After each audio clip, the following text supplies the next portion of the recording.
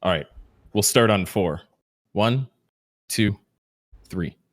Hello and welcome to episode 22 of Nerds and Words. I'll be your host, Tim Allen 1337, and we have an extra special, super wonderful episode for you guys this week. We have an amazing special guest. Potion Shop TV is here. Welcome, Potion Shop. Thank you. It is a pleasure not sleeping.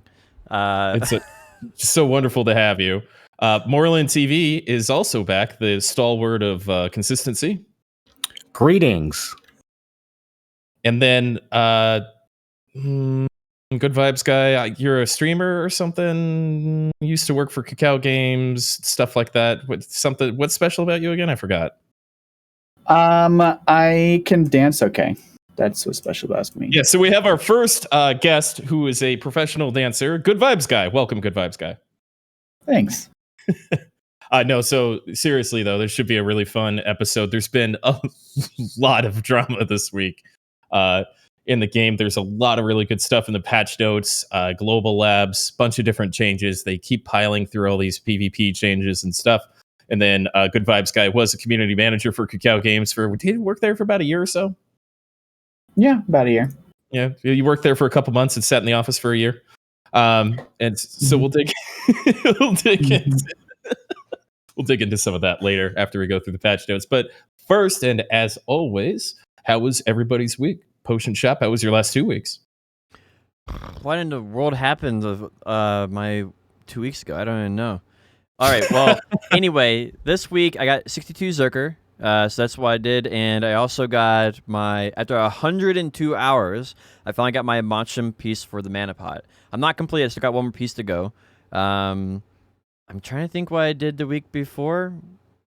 Oh, I was mostly memeing, you don't have to. Yeah, I don't know. Anyway, that was my week. Good Vibes Guy, what have you been up to, man? Just same as you guys, just grinding out some Turos Flames and Turos Belts. Failed a bunch of Pry and Duo Turos Belts recently. I'm on like 66 Embers, I think, for the Flame.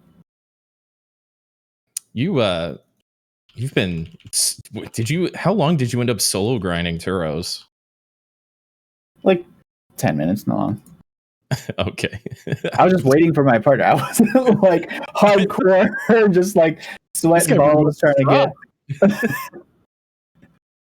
Yeah, no, I'm not that sweaty about it. Not a sadist. Yeah. Moreland, how about you, man? How was your week? Pretty good. I've been doing Subnautica Permadeath, and I lost the first run to a bug, and then I drowned myself on the second one, and then the third one, I'm still alive. We're like 20 plus hours in, very deep, very spooky, and I might be able to beat the game. So that's been very exciting. Getting almost eaten by giant water monsters and having to start all over again. That's been, a good thrill. Have you played any BDO this week? No, I did some processing. He thought about doing Tauros. I saw him do it. I did think about doing Tauros. And then I saw both Tim and Bio were able to purchase their Flame of Despair. And so I thought, And then I didn't do any Tauros. So I purchased a Flame for 600 mil off the marketplace. And then the cool thing about buying it for 600 mil is I had 44 embers. So I got to sell those back. So I feel like I was still rewarded for my time grinding. So I'm pretty happy about that. And then I was so excited about it that I tapped it for Pry off stream. Used a 72 stack and it went through one tap. And then I streamed, and at the end of my stream, I just decided to YOLO a no cron. Well, it's too expensive to cron, I found out. YOLO a 145 stack for duo, and it made me type in the stack because it thought it was too high, even though it was only like a 15% chance. And I one-tapped it to duo. So that was pretty exciting. Yeah, bravo. Thank you. I would say for most people that's too high, but for you, don't you have like 30 stacks that are in that range from failing your Black Star anyway? So it doesn't really matter. And then I was feeling like just a sexy boy, right? So off stream, I when the servers went back up, and all that drama and stuff, I had 10 scorched fragments that got pre-ordered somehow. So I made 2 Manos belts and blew them both up at Pry. And then I went for Tet Blackstar 2 more times. So now I'm at 59 fails for Tet Blackstar. So yeah, I didn't feel bad about the record on that one. I didn't feel bad about the 145 stack because I already have a 230 stack to replace it, or a 130 stack to replace it. So it just I was like, all right, I'll get that stack back, even though I don't need to use it for anything. So also I dropped guild this week because there was a little bit of a scuttle about some payouts. I woke up to a couple of good friends being concerned about me accepting a 27 billion silver payout, so I had to drop guild and report myself for getting a payout, which was weird. And so I merked for Barcode last night. I'm hopefully going to be able to merc for Barcode today, but I don't really know how that's all going to play out. But I had a lot of fun. I guess there's an embargo on streaming Barcode's comms, and I didn't realize how many angry Australians were going to yell at me during the Node War. It was fun. It wasn't like Sasha, but the CPM was somewhere near 10 or 15. So that's CPM. It's cunts per minute. Ah, That's a pretty good metric, actually. Yeah. So it was I feel like every week I get on here, I say it's a wild week, but I do want to say IRL. I started last week. You guys saw me vaping CBD, and I got some CBD through Advance Moreland's company, and I fucking love it. So I've been like, my mood has been super stable. I've been working out. I've worked out like 5 days out of the last 7, drinking a lot more water and just making like really good healthy choices. And I'm doing really well. I'm having a lot of fun, and just I had a really good week, even though it was wild in BDO. Like my actual week was really good. Yeah, that CBD stuff is pretty amazing, man. I don't know anyone who's tried it who hasn't said really good things about it. Yeah. The thing is about it is it's kind of almost like after using it, like not me personally, but just hearing stories about it, people say it's like it feels almost like a miracle drug for the things that can change in someone's life. Well, it's not even really a drug. I mean, it's not psychoactive. It doesn't get you high or anything like that. It's just really good for relaxation and stress. Yeah, it's common, right? Makes me feel droopy if I drink a little too much. Like, really? There's like shades of smoking. Like, if you smoke weed, you just kind of feel a little, indica couch kind of thing. So if I like put too many scoops in or drink it too fast or whatever, I get my face just starts to fall a little bit, but it only lasts for like 15 or 30 minutes. I'm pretty sure that's all in your head. There's no reason that would make you droopy. There's no THC in it. I'm just relaxed. Oh, it makes you too relaxed? Yeah, I OD on the CBD. It makes me a little droopy, all right? Got it. I'm gonna go through a fucking can of this a week, dude. It's gonna be insane. I'm just imagining Tim after doing like yoga or meditation, just flopping around like a zombie, just running into walls. So oh man, don't get me started.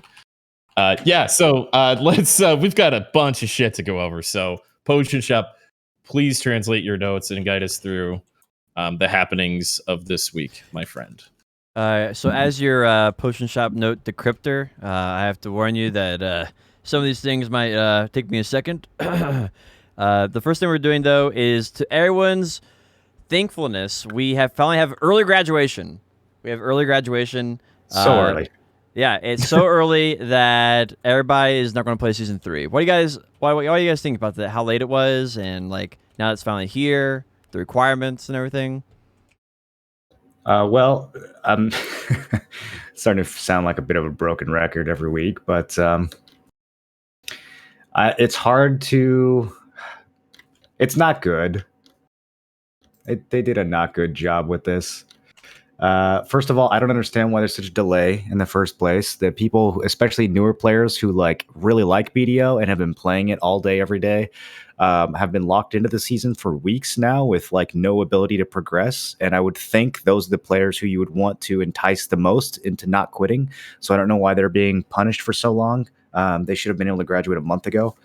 And then on top of that, the flip side, everyone who wasn't going super hard on the season and just wanted to try the new class or whatever and play a little bit of the season, do their season pass and be done, they are now forced to enhance their gear to a certain level, and they can't use the benefit of any of their journals or anything like that. And so a lot of people who did the season casually still can't even graduate, and their Hashashin is just locked onto the season. And they got to wait until the end to even play the character that they made and put some real gear on it. So they kind of just screwed over everybody somehow with this. I don't see who the who kind of comes away good out of the early graduation system. It just seems like the worst of both worlds to me. For the people who don't know, what were the requirements of this season to graduate early? It was 228 AP and some of it. I don't remember exactly, but I think it's. I think you can't hit that much AP or DP unless you have at least a few pin items. I don't know exactly where the break. Yeah. Where it breaks even, but it's a lot of gear if you were playing the season casually. Yeah, I think it's too much for a casual player, really. And then last season it was a quest line, right? That was all it was. Was that the only thing? Last season you just talked to the guy, and I don't even think you had to do a quest line. Yeah, I think the quest was just talking to homeboy. Yeah, if people had the expectation this season, they just got screwed then. Yeah, that was my expectation. I mean, I wasn't trying to full pen Tuvala my Hashashin. I don't need to do that. There's no rewards for it. I just wanted to play him for a little while, compete with some other people who are on the same playing field, and then move him over and put some real gear on him. But now he's just gonna stay on the bench for another month. Yeah, because you have to wait. Otherwise, you have to wait till the end of the season to do regular graduation, right? Yeah. I mean, I'm just gonna wait until he defaults into being a regular character, pretty much. Yeah. Well, that's too bad. I'm still probably gonna play seasons. I still have a level 6 Hashi or something like that. I'm gonna get enough to get the weapon exchange coupons, and I'm probably just gonna delete them. I'm not gonna worry about the graduation. I just don't. Maybe just wait until graduate and just get the alchemy stone and just call it a day. Maybe. I don't know. It doesn't seem like it's worth it. My witch is level 23. Dang, I gotta catch up. Last week I got to. Have you done any season shit at all? I killed Red Nose once for the Caphras, and then I never did that again.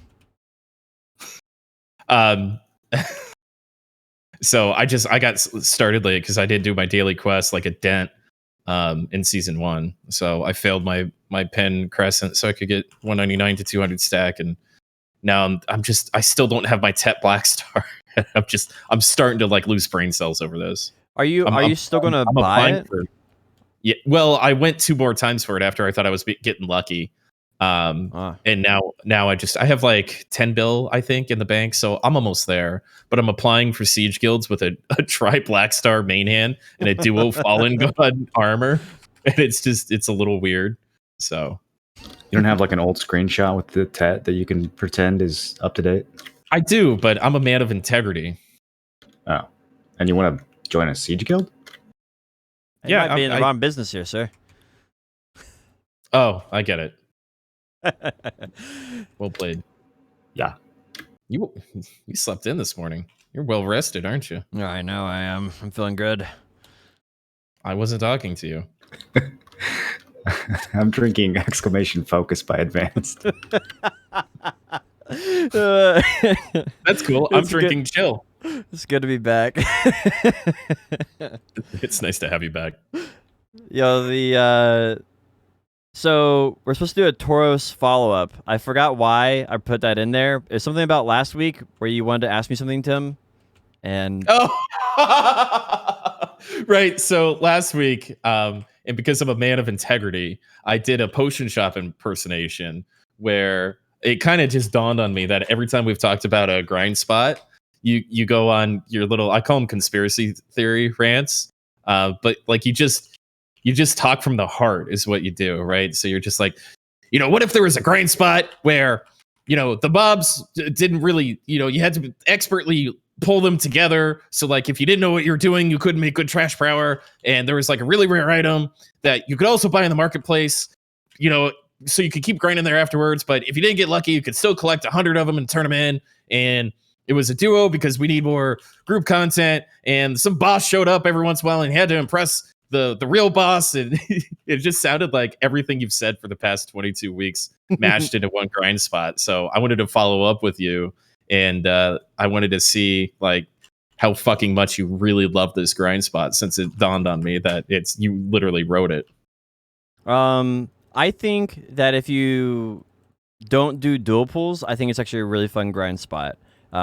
It's really simple, straightforward. You just do single pulls. But as soon as you turn it, you actually grind the grind spot properly and do dual pulls, it turns into the worst grind spot in the history of grind spots. I think that's just the way they designed it. I don't think they intended us to do dual pulls. But without dual pulls, the grind spots loses I think it's like 50% value. It's like 180 mil an hour instead of like 250 to 300 mil an hour. So you'll lose so much value if you don't actually do a grind spot it or do a pull it.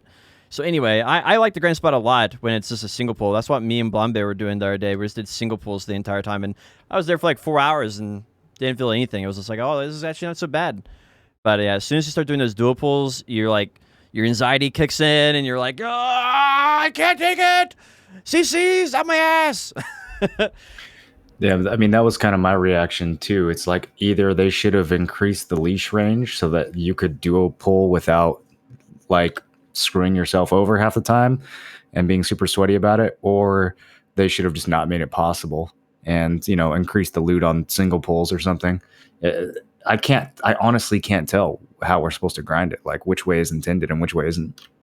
Yeah, I don't really know. I know it's way more fun to do just single leashes, but it's so much less money that it's like, what I want to do is I want to get like a second pair of Tet Ergon boots. I want to get a little bit more and put some like resistance crystals in there or something, and that way I get CC'd less. Like that's kind of what I want to do.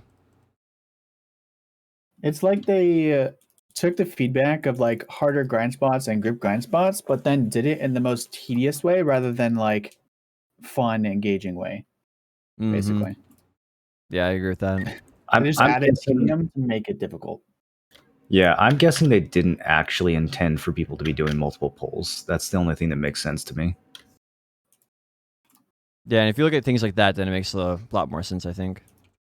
And it's fun. It's fun doing the single pulls. The single pulls, I think, are actually enjoyable. Yeah, I'd agree with that. I don't mind the spot when I'm grinding just like one pull at a time. But like you said, it's not efficient if you do that. You have to do the double pulls to make that spot worthwhile. Yeah, absolutely. Let's see. What's our next topic here? Ifaru update. I actually think this is kind of cool. At first, I didn't like the idea of the desert mob coming over, but he drops the loot of the grind spot, and I think that makes him really cool because it's like he kind of went there and he stole some stuff, and then he's actually like can give you what you want then. So it's like a bonus loot kind of. I like it. So this is another potion shop edition. I love that he's on board for like the RP aspect of this rather than like the mechanics aspect. No, I think they did a good job with this as well. I think it's cool to have more opportunities to get like the treasure pieces and stuff, since right now, like you said, you're doing 102 hours of Monchums to get that mana piece. So yeah, I think it's a cool little lottery to be able to get other pieces.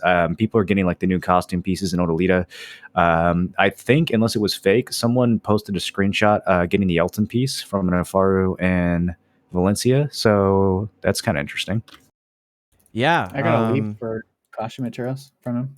I've heard a lot of different rumors about people getting potion pieces and stuff from him also.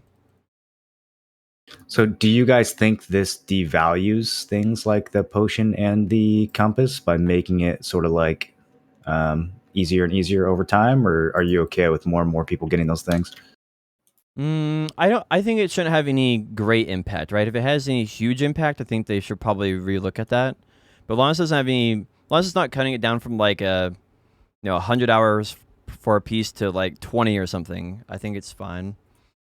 I don't personally care too much, and overall, like, as long as they have this, that's a good excuse to add maybe more of these type of items in the future, right? Maybe a year or two from now, they can add another one, and who cares if there's like 6 of them to grind for? It's still going to take you forever. I like it. I think it's a good move. Like some of these things, going back to Histria and all that kind of stuff, or just having rare different items and things coming in. The Afaru thing was kind of lazy. I know Potion Shop used to hate it, or I think we all kind of collectively didn't like it. And so putting more rare or interesting things in it gives you that kind of like that excitement that maybe I might get a arm shot of dopamine or whatever. So I'm cool with it.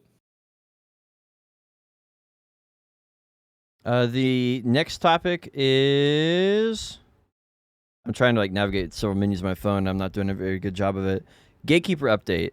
They updated gatekeepers, and apparently they have like a rage mode now. I'm getting confused now. They've done so many gatekeeper updates. I can't keep track of which ones are which anymore in my head.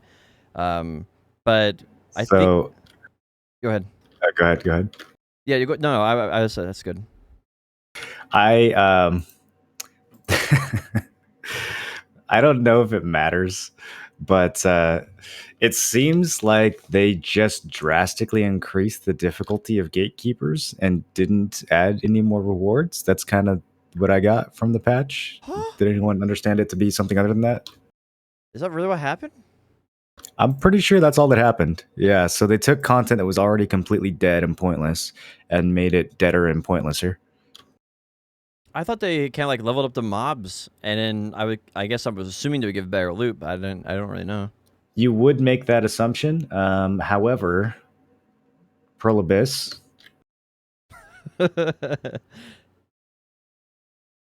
Yeah, I don't know. They didn't mention anything about like more loot or higher rewards or anything like that. All they said is that the boss is going to be harder. It's going to go back and heal. You have to interrupt the heal and do more damage to kill it. Like everything I read was just like, this is more difficult and tanky and tedious now. Have fun. That was pretty much all I got from the patch. Strange. I don't know. Well, Alston's alchemy log. They gave us a journal to fix the Caphras problem. I don't get it. It's not enough Caphras, and it's a one-time thing, and Caphras is a recurring cost. I don't know why they did this journal. Basically, for people who don't know, you do a journal and you do alchemy stuff, turn it in, and you get Caphras.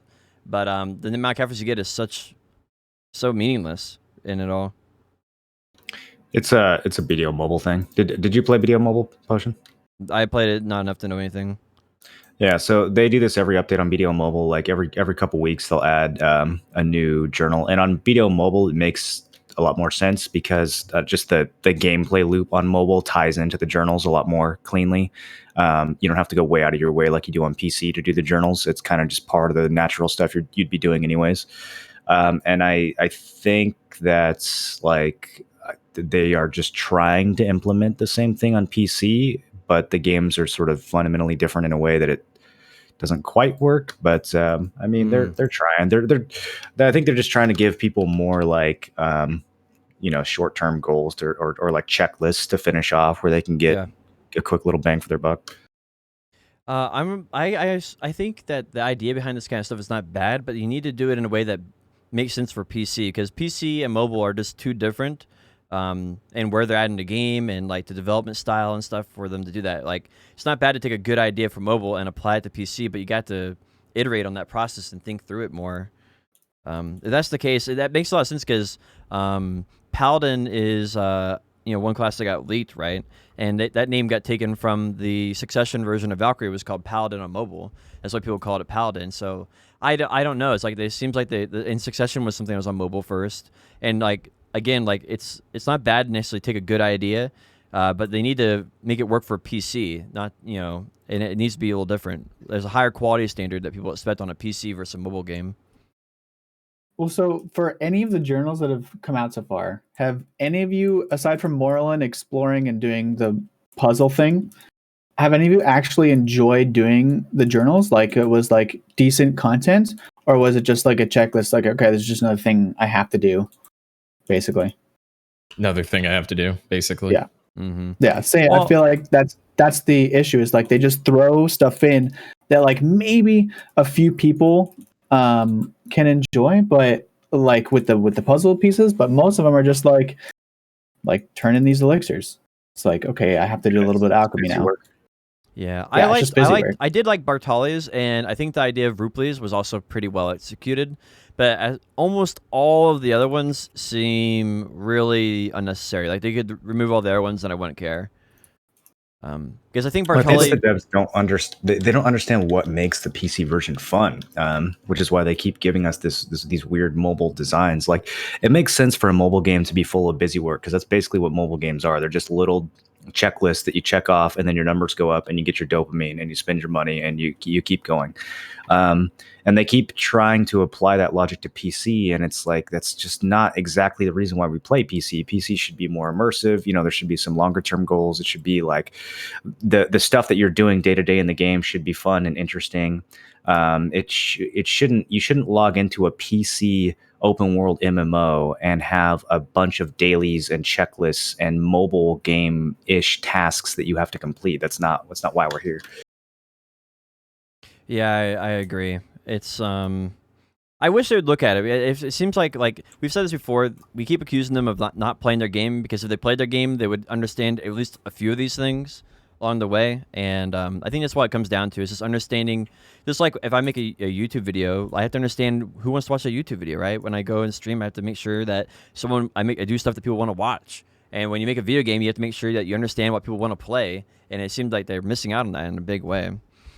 I think it's the quantity that offends me is that, like, you know, especially when I was looking at starting a new account or Xbox or whatever it was, like the thought of doing it over again, or the thought, like, when you look at all those journals you have to do as a new player, like, it's kind of fine. We get one every couple of months or whatever, and we go on a little adventure and it shakes up the marketplace, and it's, incremental progression for the character. But, you know, from a new player experience or new account experience or whatever, it's just so much. It's so much tedium. It's just so much tedium. And that's not something this game needs more of. And so, you know, it's just too much, right? And we talk about bloat pretty often. And the journals are getting to... I understand what they're trying to do with the journals, but it's just the tasks, right? The rewards are, you know, a balancing thing that solves a problem most of the time, or at least tries to help balance some things out or whatever. But it's just the fucking tasks. It's just another form of events. Like that's all it is. It's just like a one-time event. It serves the same function as doing any of these like weekly events where it's like, oh, Caphras, there's a lack of Caphras in the market. Okay, like here's a little here's a tiny little boost. But like it doesn't, like, maybe you can get some new people in the alchemy, which is a trap. And first of all, and second of all, it's like, okay, they got an alchemy, congratulations. Maybe a few people did, but like, I don't think anybody's going to discover the joy of alchemy from crafting a few mandatory elixirs.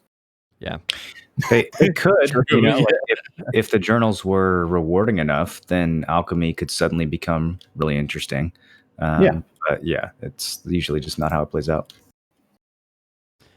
So this is interesting though. The new costume. There's a costume now in the game that you can grind for. I feel like there's a few mechanics in this I don't understand, but the basic idea is you grind for some leaves. Once you get 100 of the leaves at either the Toro grind spot or there's a different 100 leaves you get at the Thorn Forest, you can combine into a costume. I think it's really cool. I like it. You need 100? Yeah, you need 100 of each leaf, or you need to get the longest of raw drop. It's the same as Embers and Flame. Yeah, same exact mechanic. How often does it drop at Turos? It's. I've only gotten one from Afuaro in like, I don't know, 4 or 5 hours. Yikes! Okay. Yeah, I've never gotten one. The outfit looks really sick on male characters. I think it looks terrible on female characters. I don't understand why they changed it for female characters. Yeah, I don't understand either. It's like they have this mentality that they have to make everything sexualized, and so because of that, they have to like give a boob window, and they have to give you some eye holes, so it looks like you're cosplaying. It's really cringe. Like they gave it the little cleavage, and then they took away like the sick looking red eyes on the male helmet. They just got rid of those, and you just have like your normal dumb looking human eyes. Like, okay, I'm glad I grinded 1,000 hours for this. Gamers only want one thing, and it's fucking disgusting. His red glowing eyes. And that's something that big thing I've been complaining about for a long time is that they're they have this mentality. They don't want to make any. I just want a badass costume for my Sork to wear, and it just I can't get one. It's just not. Everything is promiscuous. Everything. And so I was hoping that this would be one, but maybe they'll retroactively change it or something. I don't know.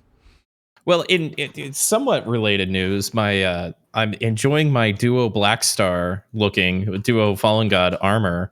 I was really upset at first that I couldn't dye it. I know we've probably talked about that, but it didn't register with me until I owned a piece of it. So I made lemonade and just dyed all for the first time. I am not gold. And I dyed everything to kind of match, like black and red to go with the Blackstar armor. And my character is not over sexualized. My thickness queen guardian, and she looks fucking badass, dude. I even gave her like a little red glow to her eyes and stuff. Like I'm RPing like the Black Spirit or Black Star Spirit or whatever the fuck the lore in this shitty game is. But I look fucking crazy good, and I'm pretty obsessed about it. So for the first time, I feel like I have a little bit of visual progression that I didn't pay for. I wear a desert ghillie and I hide all the pieces, and I just look great everywhere I go. Just fabulous. Yeah, I saw a screenshot of that, and it does actually look really, really good together. I was surprised. I was thinking that they wouldn't match, and they went together perfectly. It's the buskin boots are ugly as fuck, but if you dye them right, it's fine. Maybe that'll be the costume I wear because it will be the only not sexualized costume. So maybe that's the one I'll stick with. Let's make a stand together. All we have to do is all get Fallen God. It'll work out. Let's see. The next topic is Nightmare Zarka, just in time for Halloween. And I think the design of it's terrible. What do you guys think? I haven't gotten to it yet. I like it in concept. There's a harder version of Zarka, and I don't know the full details. Is it an RNG spawn? And then if he spawns, you get the harder version, and he's got better rewards. Yeah, he's a chance. He's a RNG chance to spawn. So the difference is like Zarka will spawn, and every time he spawns, you have to go check and see if it's Nightmare Zarka. Which I'm not sure. There's not an announcement for it. Well, there's the regular Zarka announcement. I'm not sure if it's different. I'm pretty sure it's a different announcement. The first one spawned in EU, I think, was Nightmare. I wonder if it's like considerably harder to where you can't just take like an Oasis gear person and grab some hits, or if you just get one shot over and over again. They did say on the patch notes that the previews were taken with a GM that was immortal. So it's not inspiring. It's not inspiring. It's going to be easy to kill. Well, the old bosses do have different loot tables based on how much damage is done. What's not clear is what happened to that after the boss health bars were globalized, if it's a global loot table or if it's still channel based, and also obviously like if that mechanic even got carried over to the Nightmare version. If there's something like that still exists, then there would be an incentive to going on your main and trying to be top loot, because that would give you a significantly higher chance to get a Tet boss drop. So the CMs of Xbox actually did confirm that the damage that you do still influences your loot, and you can check that still with your hunter seals, and that entire system still works properly on the regular Zarka. It is like you said, it's unclear if that carried over to Nightmare Zarka though. So I'm not sure. What don't you like about this potion? I don't like the RNG on top of RNG on top of RNG, right? Because the idea is that you're going to go to a Nightmare Zarka, but you don't know like when it's going to spawn and when it's not, so you can't really plan your day around it. And then on top of that, when you go there's a chance of getting a box, and then that's extra RNG. And then there's a chance of that box going anywhere from base, Pride Duo, Tri-Tet, and it's just like so much RNG that I don't think it's enjoyable. I just don't like how much RNG it is. I think that's the only way they could do this. If they made a Nightmare Zarka a standard boss and they made the drop reliable, then that would be ridiculous, right? Then it would just be mandatory content that you have to do because the drops are so good you can't miss it. Like, it has to be RNG. And the actual boss itself, I mean, did you ever boss back in the day? Like, I think part of what made Zarka so exciting once upon a time is that he wasn't on a set schedule. There was a window, and you were kind of looking out for him. But like when Zarka spawned, you dropped whatever you were doing and you rushed over there to kill him, and you tried to do as much damage as possible. And then you got a box, and you freaked out. Like there's no excitement in world bosses anymore. Like they're on a schedule. You can't get really that good a loot. The only ones that are really exciting are like Vel and Garmoth because they still have the big jackpot. Now we've got a big jackpot from Zarka as well, and eventually they're going to add nightmare versions of the other bosses. It's starting to feel like there's going to be these huge jackpot drops available for each boss, like there was back in the day. I think I can't think of any other way they can bring back the excitement for those bosses other than to have, you know, the ability to get some like 8 or 10 or 15 build drop from it. I mean, I get what you're saying, but I think it's just too many layers of RNG, right? You're trying to basically go for like a try. You're trying to like one shot a try right now, right? That's basically what you're trying to do because you have to first get Nightmare Zarka, then you have to get a box to drop. You don't have to like get a Nightmare Zarka though. I mean, if you want to know whether or not it's a Nightmare Zarka, just join a boss Discord. Like that's a simple thing they can fix. Like you can fix that on just on your own, and then I'm sure in the future they'll change the shout out so that it informs you if it's Nightmare or not. But even if they don't, like just join the boss Discord and subscribe to the notification channel, and then get a text message on your phone when the Nightmare version pops. Like the players will solve that problem immediately, even if the devs don't. Right. So yeah, I kind of agree with all that. It's weird kind of going back because the map is like so big now, right? Like you're at Turos and you get like a notification that Nightmare Zarka's up. Good luck, you know? Mm-hmm. And then it sounds like it's one-shotting people that are like 310, 320 DP. So you can't just like bring an Oasis geared person there. I don't think there's anything wrong with this. If you want to go do world bosses, now there's a thing where you can do world bosses and it's not a complete fucking waste of time. It's, whatever. My chat's saying it is a different shout out, which is what I thought. But well, once it's a different shout out, that's nice. I do like that. I do think that they should have just made it all of them Nightmare Zarkas, and they should have balanced out the RNG to compensate for the fact that you would have always been getting slightly better loot. And then I don't think like a Tet Zarka is any type of jackpot. I mean, it's not like you get boss boxes very often. Yeah, I was thinking Pen Zarka. Tet Zarka's still not that crazy, but it's nice. Like that's worth what, like $1.50 or something. Like you're still gonna, if you get a Tet Zarka drop, you're still gonna be pretty freaking excited, I think. Yeah, I mean the other best boss drop in the game is like 9 bill, right? Vel and Garmoth are up there, Mm-hmm. so it's better than 100 mil or like 90 mil you would get from a base Zarka. Still that high? Vels or Garmoth? Base Zarkas? Yeah, Tet Zarkas are still that high. Yeah, I mean, a lot of people are getting them to build Vel stacks, so they keep their value because of that. People are Fel stacking up Zarkas? Well, a lot of people are, don't like the actual full Vel stacking system, and so what they do instead is they buy a Tet Zarka, smash it for pin, build a Vel stack, and then sell it back to the marketplace at Try. People are smashing Pen Zarkas? Smashing. That's how I got my Pen Zarka. Yeah. If you're listening, please stop smashing Pen Zarkas. Get a real main hand. But yeah, that's what a lot of people up here are doing to build Vel stacks. That's what Blind Bear's doing to get enough Vel stacks for his Tet, or I think it was what he did for his Try. Have you guys heard of Tet Black Stars and how great a stacks that they produce? That's not normal, Tim. It takes almost 60 attempts to even.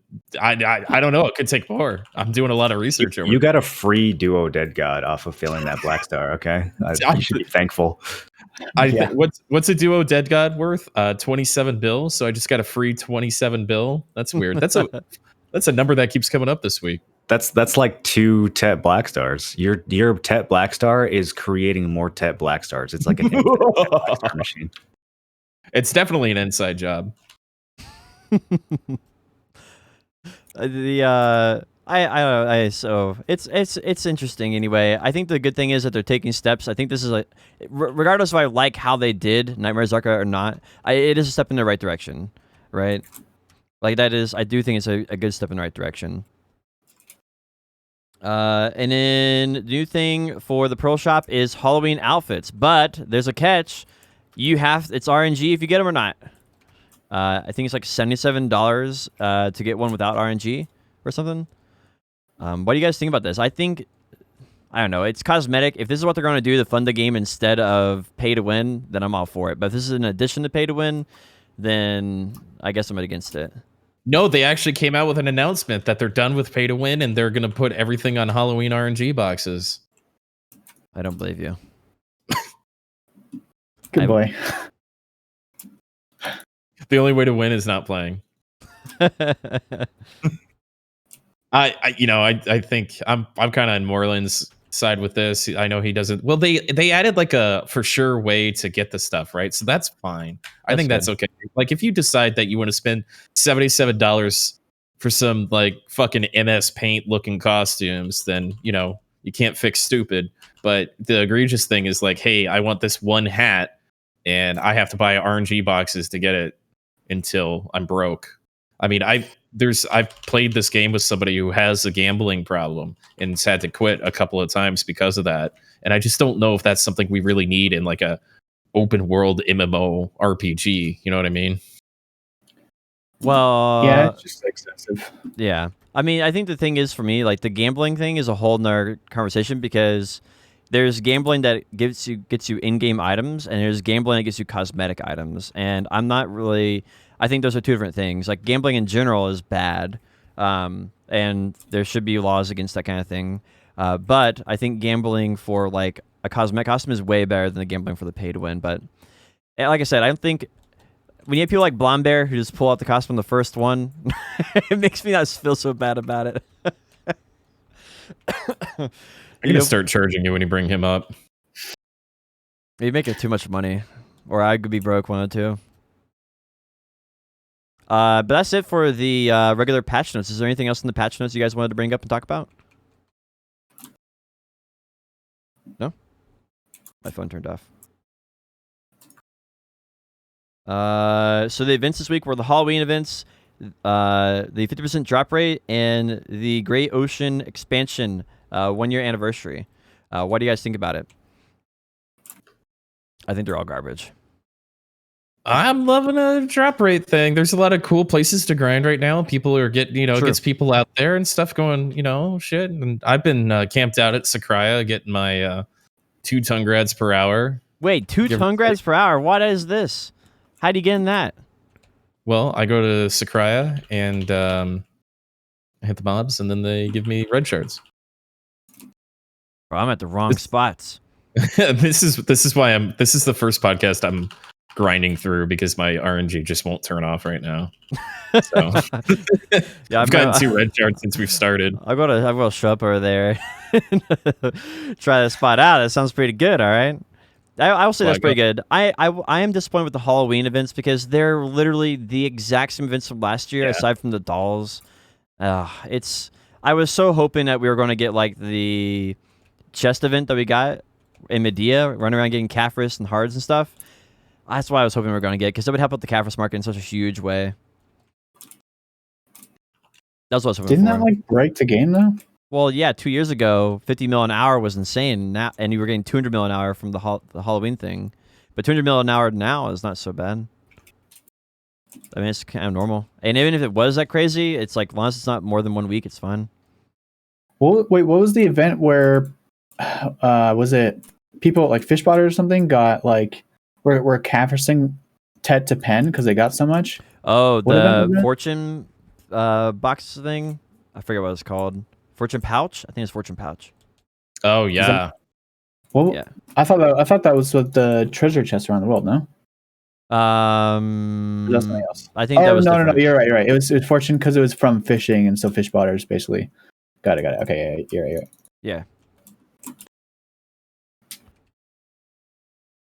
Yeah, I think overall though, I wish they'd done more with the Halloween. Like, I would rather have one really good new event that's just original and creative than 10 events that are all, trash, basically. Like if you think about like the League and Path of Exile, like they're like it's super they're just a glorified event, it's all they are. And it's just one. If they did something that was just halfway decent for an event, then we wouldn't need one every week. You could just have one good event that lasts a month and that'd be fine. I think the worst parts of the event patch notes was that the autumn leaves are still ongoing.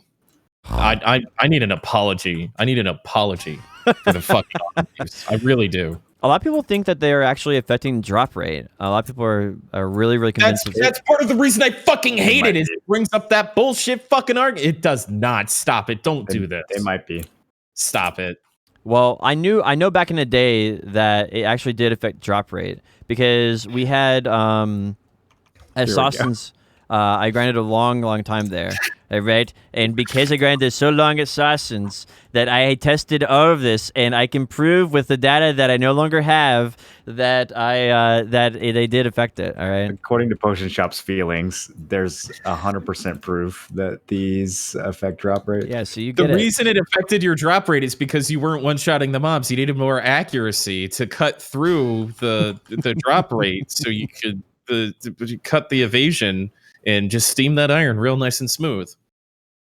Yeah, I don't know. It's hard to really say, to be honest. The ones that always were the most noticeable were like the Blackstone drop rates, because the Blackstone drop rates, when they had those events back in the day, were always better at grind spots that had more Blackstones. That's not just because those grind spots normally had them, but I mean, there's like way more than others. It was like a percentage increase, right? So as maybe people think about that a lot, and I do believe that it does have a influence on drops. I do. So there's a very simple way to find that out. If you get a rare drop and an event drop from the same mob, those are two separate loot tables. So if anyone in the game has ever gotten the event item and the rare item in the same drop, or like, any other item that you think it might compete with, then that disproves your theory. But what if you get an event drop and it has an effect on these other dice that rolls your normal loot? Like maybe behind the scenes, server side, like the first roll lags the second roll, and so it gives you a different number that it normally would have. All right. Well, this is actually the reason why I working as intended. The reason I actually think that it does have an influence on it is because we had two drop events that happened at the same time. Back when people used to grind Valencia as the main grind spots, and it broke the entire game. Like nothing was dropping at all because both events were active at the same time, which and then they had to go back and actually fix that, and they stopped doing like dual drop events for a very long time until they had to recode the game in order to fix that. You're right, except for the fact that literally none of that ever happened. That is not true at all. It did happen. It happened. They had a Blackstone drop rate going on, and they had some other drop rate that overlapped each other. I forget what the other one was. Yeah. All you got to do is just get in there, and if you're having problems with your drop rate, Potion Shop, just get in there and manipulate those packets, man. Just make them work the way you need them to. It's not hard. By the way, it's very hard to intercept the packet mid-transmission, edit it, and send it to the game without anybody noticing. I can't fucking wait to talk about that. These fucking clowns. These fucking clowns. Bro, Vibes, you used to work on this game. Haven't you seen how the RNG works? What's the formula? my I don't know what the formula is. All I know is that I walk into a room with a bunch of levers, and they'll have like tags on them with account names, and they're like, "Yeah, you can kind of come in here and just like adjust these as you want every now and then. Shake it up for all the players out there." Yeah, I don't think I ever thanked you and Richter properly for that April 2nd enhancing session, by the way. That really meant a lot to me. Yeah, it's okay. The PayPal came through, so that's thanks enough. Whoa. Heavy accusations there. I had some follow-up on that, and I completely forgot. I wish I was smarter. I can't think of it. I guess we should move on? Question mark? I'd really actually like to hear more about the drop rate affecting your drop rates. Okay. Well, we can do that. All right. I was going to move on from that, but we can do that. So my theory is that they program into the game basically a cup, and you can only fill a cup so much with loot, and everything is assigned within a value. And the more closer you get to filling up the cup, then they start decreasing your loot. And so, and this is how they balance the game. That way, people who hack and stuff get less scrolls in order to not completely break the economy. It's kind of like an anti-hacking mechanic. And then you think this game has protection against hackers in it? Not to an extreme degree, but just like a it's supposed to be like a soft cap against people who are either hacking to grind a lot or people who just grind like 15 hours a day, right? It's supposed to be like a soft cap for them, all right? So Yeah, what so have happens? you ever Listen, been let me on a finish. channel where I have there's to. a speed hack? It doesn't make any sense unless I finish the entire conversation. All right. So the autumn bet. leaves fill up the cup with useless loot. All right, and then that prevents you from getting other awesome loot. And this is my theory. All right. It's a little hard to wrap your head around, but if you just think really hard about it. All right. Just It's give it a hard try. to wrap your head around it all. It's pretty straightforward. Yeah. Yeah, but you've got your favorite person in the world can single-handedly like disprove your theory. Wait, who? Is this my arch Blonde nemesis? Bear? Oh no. Blonde Bear's RNG alone? Oh no, we Doesn't that actually. kind of All right, so disprove we your actually. Plum Bear has a really large cup, so. Oh, actually, I actually know Variant cup sizes based on horoscope. this. Ooh. Well, me and Blonde Bear actually. I'll actually tell you Blonde Bear's secret to his RNG. I'll tell you. So Oh, he knows. yep. Me and Blonde Bear came up with this Potion, you strategy. signed an NDA for that. You can't reveal. Nah, that's Don't you fine. remember? They're not going to sue me. Okay. They don't have the balls. I'm too You valuable imagine, now. you imagine Potion Shop in a fucking court? Holy shit. Your Honor, I plead I'm gonna guilty represent to. myself. That's 100% what would happen. The judge would take a pity on me just because of how pathetic I would be. This man doesn't know what a fraction is. So back they basically made the loot based at Gyfin, Mirmok, and what was their spot? Monchums back in the day off relics. They used the exact same game code. So that's how they did the code for dropping loot there. And everyone knows that loot scrolls don't affect the relic scroll bosses. And so basically the reason that basically means all item drop rates have no effect on those mobs. And we basically used the theory that basically over time your luck stores up in a cup, right? And you get this bonus luck that you can use, but you don't drain that bonus luck at Mirmok at all. And so what we'd do is we'd grind there for like a week, and then we'd have all that bonus RNG because basically the game would think like we're not playing the game, and you go tap gear and get it. Blonde Bear's enhancement rate for pins while grinding Mirmok is 3. Every 3, he would click a pin. That's his average. That's his actual average. And the why he did actually increase the average because he felt guilty about it is he went to Sakraya and grinded and clicked like it went up to like 14 right after that when he cried into Sakraya. He went there and so he filled a whole bunch of Sakraya in order to like average his RNG up to like I think it was like 7 is what he got up to. And after that point he's like, all right, it doesn't seem so bad anymore. But that's legitimately what me and him did to get a lot of our gear, and that's also what they changed there now. Now they've changed that where loot scrolls actually work there, and so you can't use that strategy anymore. Now they've changed. Okay, that's the key. That's the key here. So this can never ever be tested or verified. That's the most important part. Well, of course, why would I reveal my strategy for getting all my gear upgrades? Potion, so they patch it. How many people? Do you know how many people in this game were grinding Mirmok 24/7 during that period? Do you know how many hundreds, if not thousands, of people were doing exactly what you're describing and not getting the results that you're saying that they would get? Well, back then also was before they revealed enhancing numbers. That was before a lot of that. And oh my fucking god! That same enhancing that's numbers. Not my point. My point is Blonde Bear is one out of, let's say, 500 people who were going ham on Miramox during that time, and none of the other 500 people one-tapped all their pins. Well, he didn't one-tap them. And I used the same RNG It's not system. the point either, Potion. Jesus Christ. But my point with this, I used the same strategy, and I was around 11 for it. I didn't have quite as good luck as Blonde Bear did with the same strategy, but my average for pin doing that strategy was around 11 with the exact same strategy. And that was... I honestly can't tell if you're trolling. You're being serious? No, I should be seeing, yeah. And that's actually why they fixed it. Like 100%. So you genuinely believe that one anecdotal piece of evidence out of hundreds... It's not anecdotal. We actually tested it in depth. We tested it in depth. You tested it in depth. Yeah. Explain how you tested it in depth, Potion. I don't know. You click all your pins. That's pretty good evidence. So in depth, according to you, is like 4 or 5 items. That's an in-depth test. If it's not 4 or 5 items. if one person out of hundreds gets super lucky on their pins, that's an in-depth test. And all of the people who didn't get lucky, who are testing it the same amount that you are, No, they didn't that come up with a data just strategy. doesn't count because it doesn't fit your conclusion. Name one person who's used my strategy for enhancing.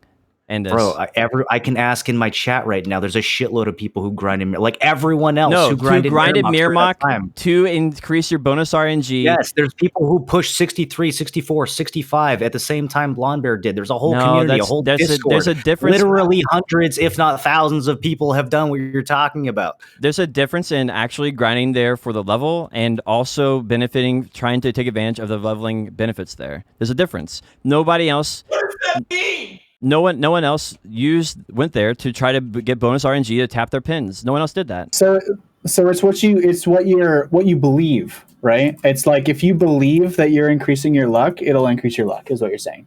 Are you a faith healer? But yeah, I'm not trying to convince anybody else. It's just like that's how Blonde Bear did it. People have been wondering why he did. He has normal luck. I feel bad for the people listening to this who are Pepega enough to believe what you're saying and go and try this out. I already said it doesn't work anymore. If they're not going to listen to that part. If they're dumb enough to believe what you're saying, then they're dumb enough to go try this, even though you told them not to. Yeah, ever since they added the where you see the percentage drops, it doesn't work that way anymore. You can't do it anymore ever since it did that, because you used to be able, your bonus luck at grind spots used to affect your enhancing stuff, but it doesn't anymore because they did the percentage. And when they redid all the enhancing, and so does the percentages, all that bonus RNG and everything is behind the scenes. They had to get rid of, otherwise people have found the faults in it. They would have said these numbers don't add up. Every time I think you've peaked, you fucking surprise me. Every single time. Listen, I missed an episode. I got to make up lost ground. All right. Holy fuck! My brain is. You've smoothed out every single wrinkle in it. Everybody everybody listening is now dumber for what you have said. To quote one of my favorite movies. I will say that this tinfoil theory, like a similar one, has been around for a long time. People are like, "Oh yeah, you can." This is religious at this point. Listen, yeah. I mean, like the point is, it's tinfoil. Like they're all tinfoils. They're all like I went to the top of freaking Calpheon Tower and did a plank and hit like 2 Ted Ogres in a row. I don't think that is an actual like enhancing, boosting spot, but it's cool that happened. You know what I mean? Listen, you're either that kind of tinfoil. I'm all about that kind of tinfoil. Listen, there's 2 types of people in this world. You're either in the Church of Enhancement or the Cult of Preparation, all right? And the Cult of Preparation tries to force everybody to join them, and the Church of Enhancement perseveres through all persecution, all right? This is how it goes. You're like the kid that watched The Matrix in high school and started like worshiping it and going to the church meetings on Reddit. I'm just telling you how it is, all right?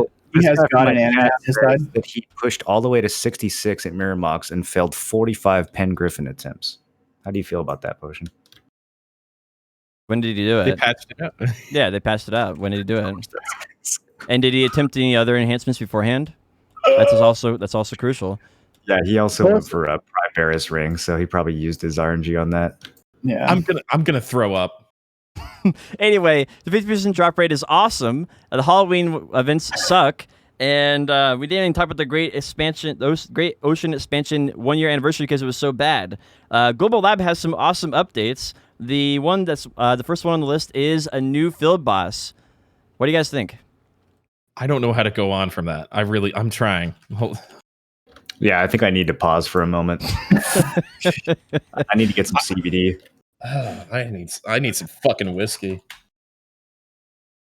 These guys are here chugging liquids. Jesus Christ. I feel like I was assaulted. I'm not even going to lie. What was the question? There's a new field boss on Global Lab. Basically, the way it works is it spawns in a fixed location, and then after it's killed, similar to Mudster, it will roam around to other areas. It's random where it roams to, so it could roam from Caltheon. I don't know where it starts at, but I think it's Caltheon. So it goes, let's say it goes Caltheon to Serendia or Serendia to Balanos. So there's several different locations it can roam to, which is I think it's kind of cool. It's like it's kind of like its own like a little mechanics to it. It's very unique. It has a set time to spawn, so you can always plan for it. Did it? I think that's great. I don't know if I like the whole set time boss spawning thing. I think the game was better without that. But that aside, the idea of a boss spawning and like roaming around the world is super sick. That's what a lot of the older MMOs used to have. Like you'd be leveling somewhere, and all of a sudden, some like once a week spawning boss would just fucking roll up on your spawn, and you would freak out and have to run away and like get your friends. Everyone would rush to kill it. Yeah. There's definitely like a lot of cool emergent stuff that can happen by if they do that properly. Now, if he just wanders around like the fields of Balanos, I don't really think anyone cares. But if he like goes to other parts of the game, that might be cool. Bro, I hope Did he specifically say that they would go to other regions? Because I read it as he was just going to go around Calphion. Yeah, they mentioned 3 different regions. They mentioned Caltheon, Serendia, and Balanos. Now, I don't know if that means he's going to fly there or if he will just like disappear from one spot and reappear at the other spot. But either way, I think as long as they place the boss in some interesting location, like they could place it like right outside Heidel. I think that'd be pretty interesting. Or maybe place it over by, I don't know, maybe place it over by between like Velia and Heidel or something. Like place it where places where people will normally be. That way that emergent gameplay can come out. Because you just be running by and like see him just land there, and you're just like, oh, well, I guess I'll kill him. So I'm just happy that they finally turned that dragon that's been in the game since launch into an actual boss. He's been flying around. It's the shadow. It's the dragon that flies around Calphion. It seems like they updated him a little bit. Right? It seems like they updated him a little bit, but yeah. Well, updated him from flying and being killable by archers. Yeah. I think he has like a slightly different appearance. I think they made him like a little more 21st century. Well, yeah.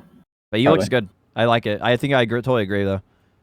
I remember finding his nest up at Kaya Mountain and like being excited, and then finding out that it like wasn't a thing, and then being very sad. Yeah, I hope this is a sign of things to come, because this is a really big area where it'll really make the game world feel alive. Just to be running around, and maybe there's like one unpopular field boss, and it's just sitting out there in the field, and you're just like running by, you're like, what the hell is that thing? Like that was the experience that I got when I went to Trent, and you see that big Trent dude that's like roving the forest. You're like, oh my gosh, can I kill him? You're just like, that thing's huge. Yeah, I hope that guy's next, honestly. I'll make him to a field boss. That'd be awesome. I hope they do more of this in other areas too. Like imagine like a super latent that spawns in the desert and just roams around in the Valencia desert, like all that empty space. It's about time that it gets used for something. Mm-hmm. Do we know what it's dropping? I assume it's like the other field boss stuff. So Caphras and way too many Lavertos and Awakening boxes. Is this a world boss or a field boss? Field boss. It works. It's a field boss, but it has a weekly set spawn, so it's kind of like a mix, honestly. Mm-hmm. But I also interpreted it as it wasn't going to work exactly like it wasn't going to spawn like Mudstar, where it's just like you kill it once and then it spawns like up to 2 times afterward immediately. I interpreted it as you kill him in the weekly, and then that will trigger him to like spawn throughout the week. Basically, you kill him in the weekly, and then that turns him into a field boss. I could be wrong.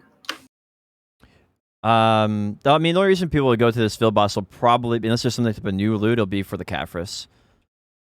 I kind of feel like Good Vibes Guy might have a little experience in translating these patch notes. So I don't speak Korean, so no, not as much as you think. Yeah. Anyway, I think the idea of a field boss like this is cool. Like maybe the details are a little fuzzy. They'll probably end up changing it a few times before it comes out in NA anyway, in EU. So it'll be nice having this. I think like Libra could be a boss. Like imagine Libra spawning would be really cool. Like it just appears in your grind spot while you're grinding Blood Wolves. That'd be awesome. I think like there's a lot of room there. Like making it where Urgon is a boss as well. There's a big spot open in Polyforest, like a mushroom boss out there. They could make a lot of these. The next topic is Hadoom servers. I have to tone this one down, bro. I'm so mad about this. The Hadoom servers are going to be a portion of the existing game servers, the normal ones, will be converted to Hadoom servers. And these Hadoom servers will have some grind spots will be completely different. There's going to be the Serendia through Caltheon area, and they'll be completely different. Yeah, they talked about this at the Heidel Ball. Yeah, I think it's a terrible idea. But what do you guys think about it? You said half the servers? How many servers? I think it's going to be around half, but that's speculation. Oh, There's no way it's half. I think maybe 1. 3 to 5. You think they're going to have as many Hadoom servers as they do seasonals? I'd be surprised. Well, I mean, I'm only going to play on Hadoom. There's no reason for me to play on anything else but Hadoom. What? If the spots are good. Yeah, but I mean, why would I ever play on the other servers? Unless I'm doing the main storyline, there's no purpose to it. Can you expand upon that? Well, I mean, like, assuming that the grind spots, one of the, like, multiple grind spots that they're reworking is going to be halfway decent, then you would always just play on a Hadoom server. That way, whenever you had the inkling to go and grind at a Hadoom grind spot, you would have to be on a Hadoom server, so you don't have to change servers. So unless you don't mind changing servers all the time, which, I mean, it's not like a big deal, but naturally, I think people who are going to want to grind Hadoom servers are just going to be on Hadoom servers, if that makes sense, right? It's sort of, it's sort of like the way I'm thinking about it is it's sort of like they remastered Abandoned Monastery, but only a few servers have it. Like, you would just naturally be on the Abandoned Monastery servers in case somebody wanted to grind it with you. So I think veteran players are going to navigate towards those servers and tend to be there more often. I mean, I go to the grocery store once a week, but I don't live there because I'm going to go there once a week. Yeah, I don't know. Yeah, we'll have to see how the players react. I mean, honestly, I don't it just think like depends. having to swap servers to grind somewhere is that big of a deal. We're usually swapping servers for a variety of reasons in the game, anyways. I think what it really comes down to is just how good of a job they do with these new spots.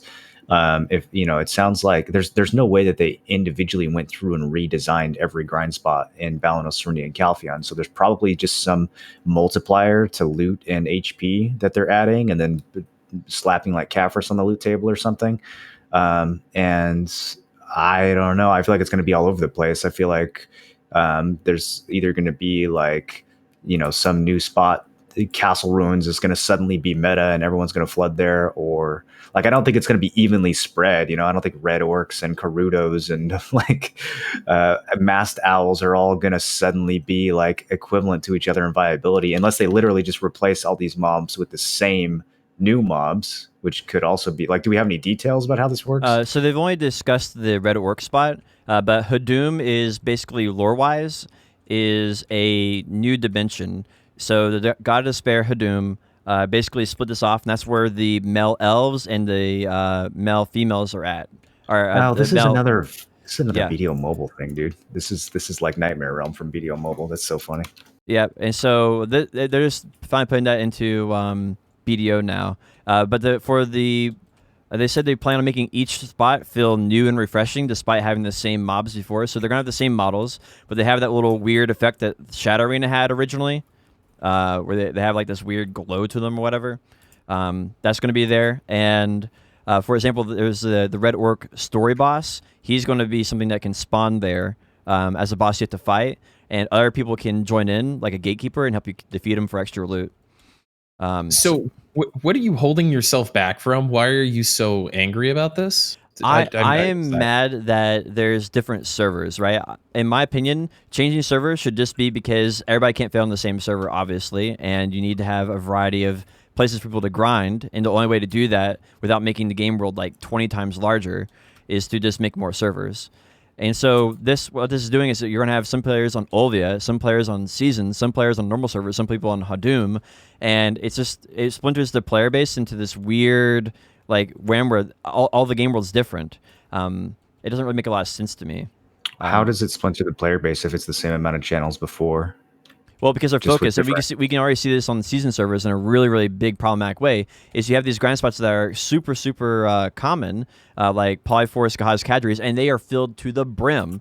But then the in-game grind spots are completely empty. And so you have this, and then like on regular servers... That's a seasonal thing. That's not like a... But that's actually doing the opposite of what you're complaining about, though. People literally have to play on those areas. I want to finish a thought. So what happens with the regular servers is that those grind spots are now completely empty. So on one, you have the extreme of 2 mini players, and in the other one, you have the extreme of 2 few players, and you just never meet anybody.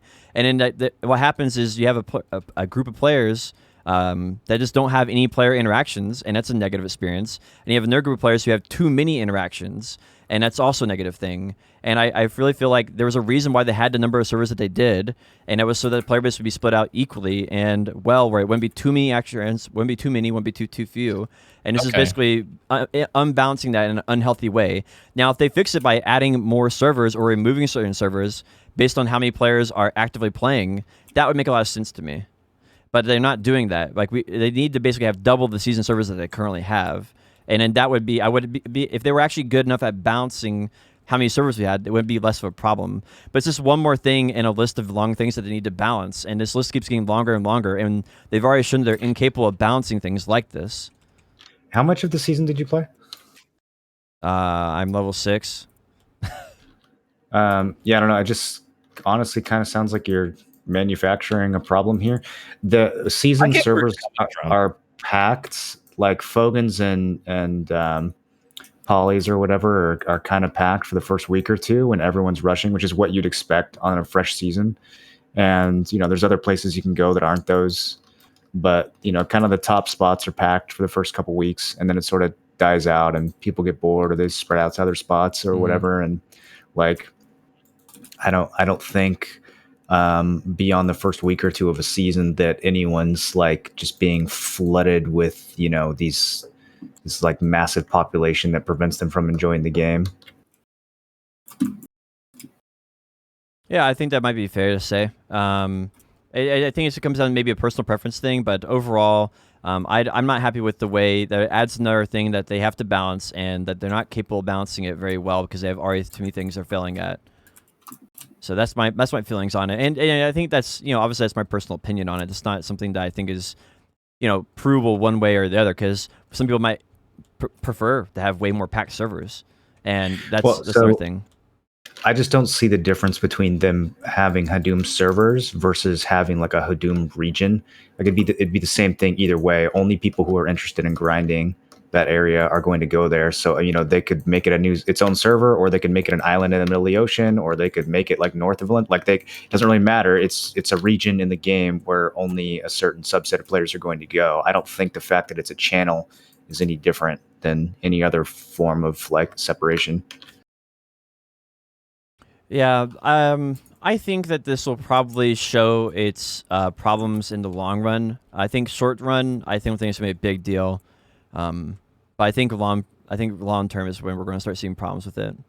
And that's the same thing I said with seasons coming out, right? I said seasons were going to come out, and that everybody was going to quit seasons because it's a bad design. And look, we're heading towards season 3, and no one's planning on playing it.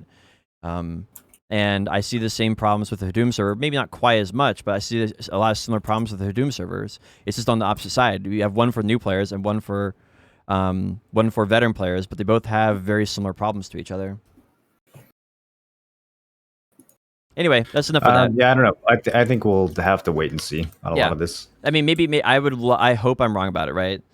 Because that mean I would love to have new grind spots, because this seems like it's just gonna be new grind spots, right?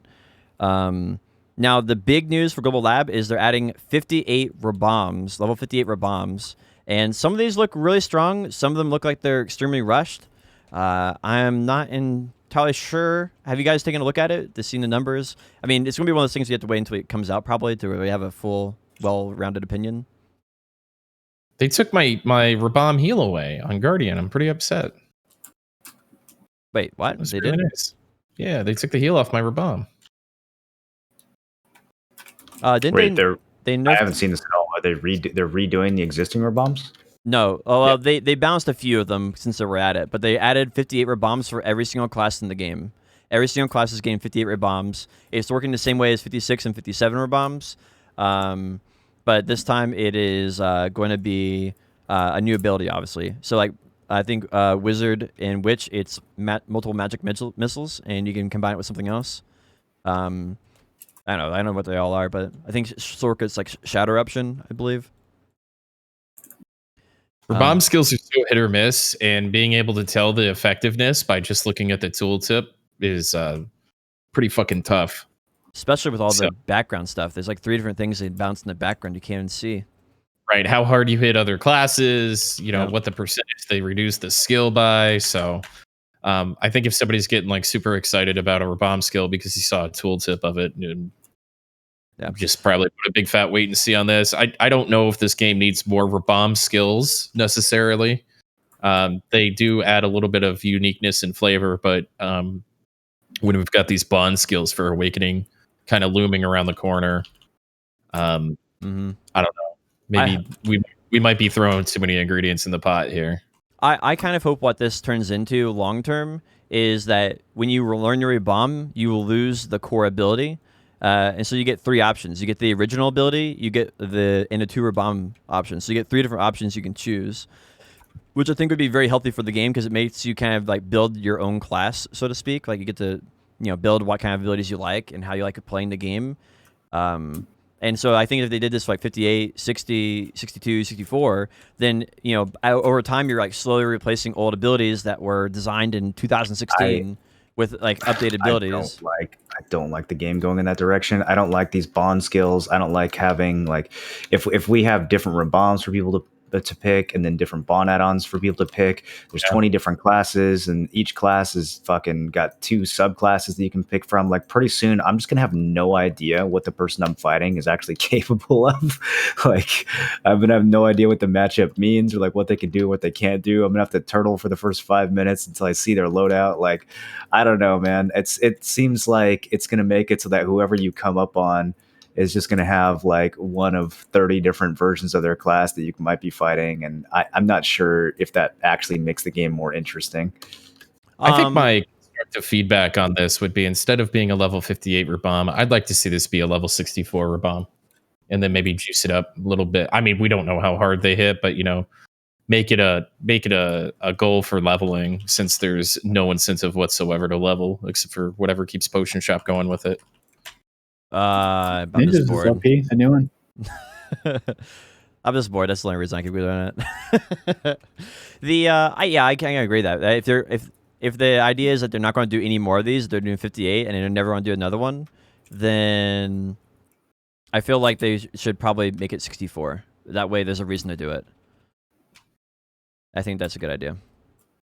And maybe also make. I think that kind of thing would be sick if they actually added like a new Rabomb or a new benefit or something for leveling up like there used to be. That could be something interesting for people to work on. If this was a level 64 Rabomb instead of 58, I'd be way more fucking excited about this.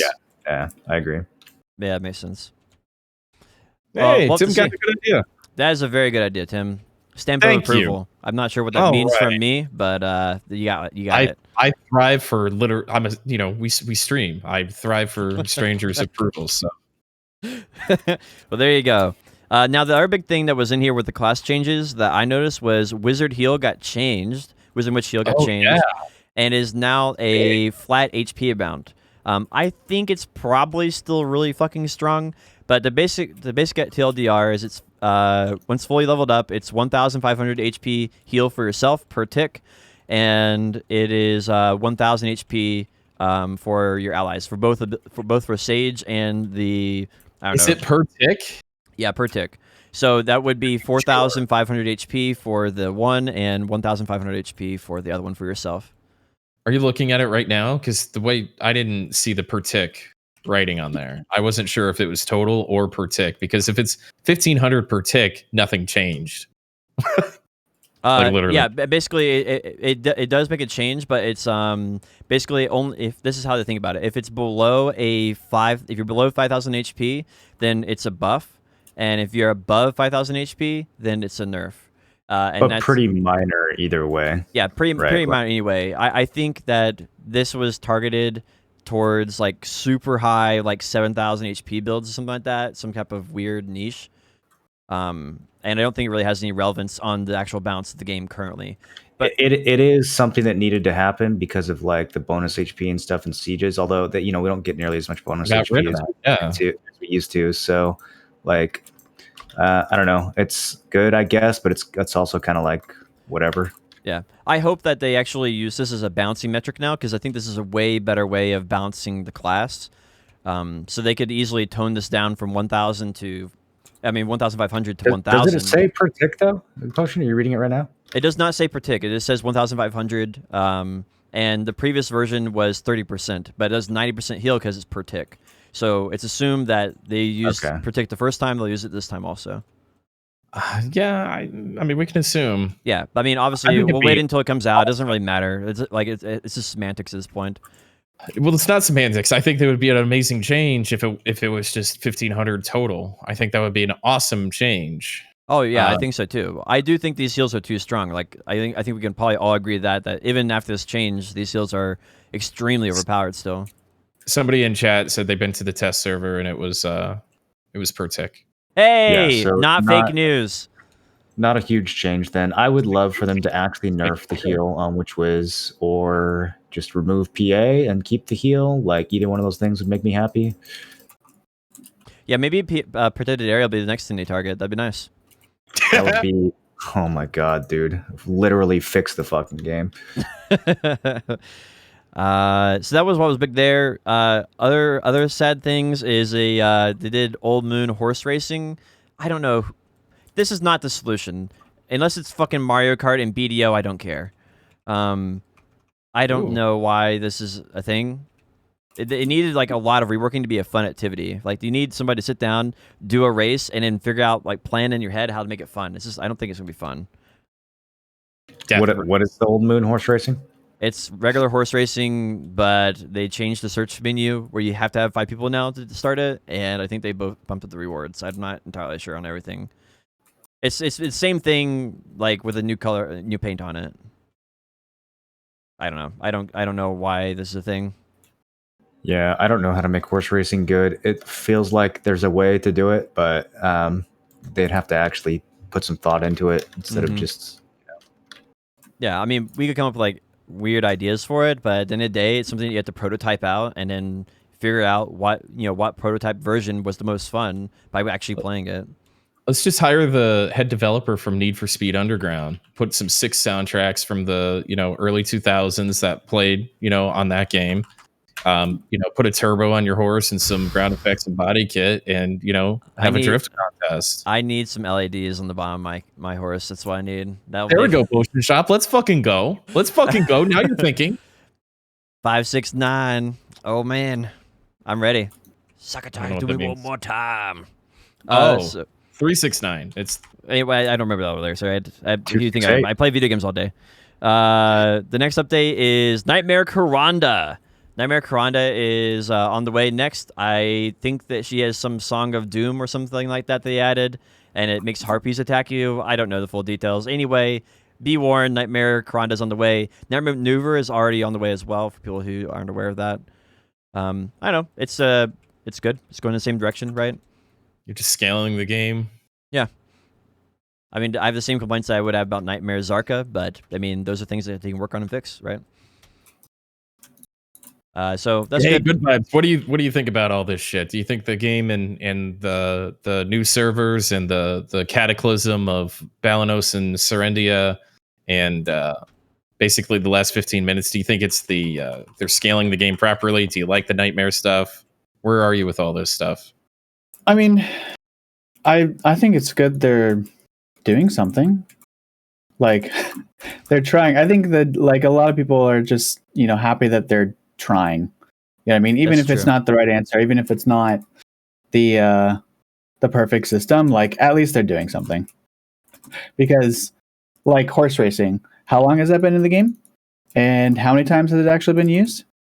Like there's just so much stuff in the game that needs updating, like that could be good, just needs tweaking, updating, any sort of attention whatsoever to potentially make more content. And I think we all, like Odalita is a perfect example of, we're tired of like the more costumes, more reskin regions, like it's just a new grind spot. Sure, like I get to like slap meat and beef now instead of like, ancient whatever, but like it's the same thing. Sure. So I think changing things up in some form, like hopefully they can just learn from it. Like even if it doesn't land perfectly, like they try the Nightmare Kazarka thing, they learn from it. Hopefully it just doesn't become like another Savage Rift or another thing where like they tried something new, they got burned for it, and then they get discouraged from ever doing it again. So I'm glad that they're they've sucked it up and are starting to try again. I'm sorry. I have to give you a small correction. They weren't discouraged from Shadow Arena. They actually made it its own game. I said Savage Rift. Thank you. Oh, I'm sorry. I thought you said Shadow Arena. I'm sorry. No. I almost said Shadow Arena, but I caught myself. They actually used the same exact mechanics for that. They called it Altar Voltara, and they copied that and turned it into Savage Rift, and then that also failed, and then they copied that and turned it into Altar Blood, and that also failed. So Altar it's just Voltara was good for a while. What do you mean? it needed more variety. I mean, it was a good base, but it needs more variety. Kerr's saying something about Blackstar reform, a new reform thing for Blackstar. Does anybody know what that means?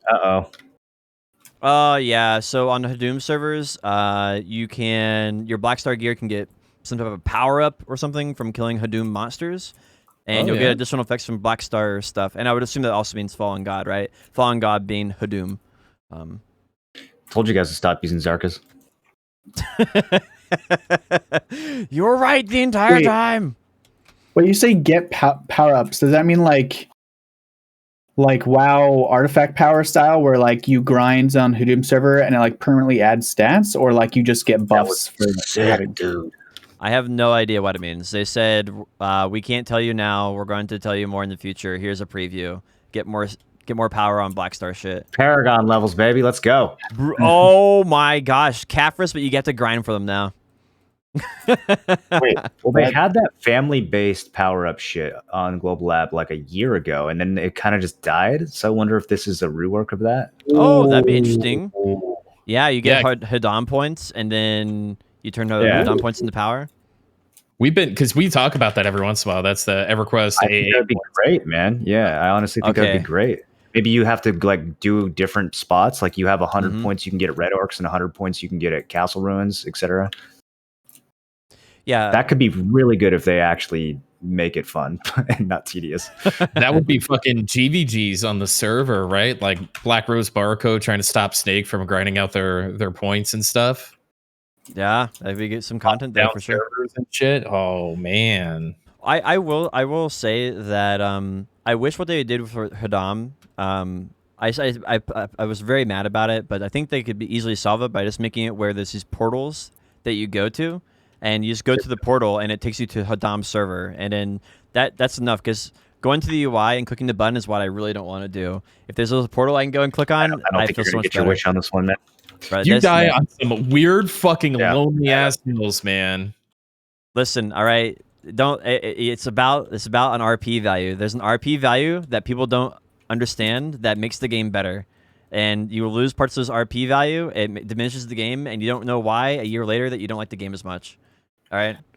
I mean, he's got a point. Like the immersion aspect, like history of portals, it's more satisfying to finding a history of portal, not satisfying, but like walking into it is a little bit more fun than clicking the menu to get there. You know what I mean? So what you're saying is that they need to change the channel change menu to like a conversation you have with your black spirit that then yeets you into a portal and like has a little animation.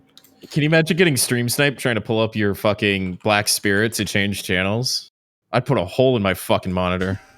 But yeah, I think basically finding these like a Hadoom portal, and then the Hadoom portal will take you to the Hadoom's realm.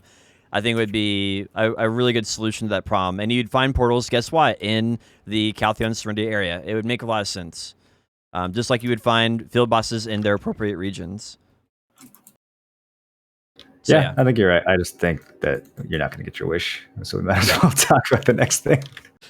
I hope that it's so simple. It's like just make a model, put it in the game, make it change me. Like that we can do, but make got it a lot change of me other shit we need channels. to cover. It's all right. Anyway, I want to say that because I put a lot of negativity on it earlier, and this is actually something I'm actually really excited for. It's a small update, and it doesn't really matter a whole lot, but they're updating the audio, and the audio is going to be based on your character's position, rather than on your camera's position. Now, your camera rotation will still matter, but your character position will be based on the sound effects. Because right now, if you move your camera over, if you move your character away from a flame, but your camera's still close to it, you'll still hear like the flame in your headphones really closely.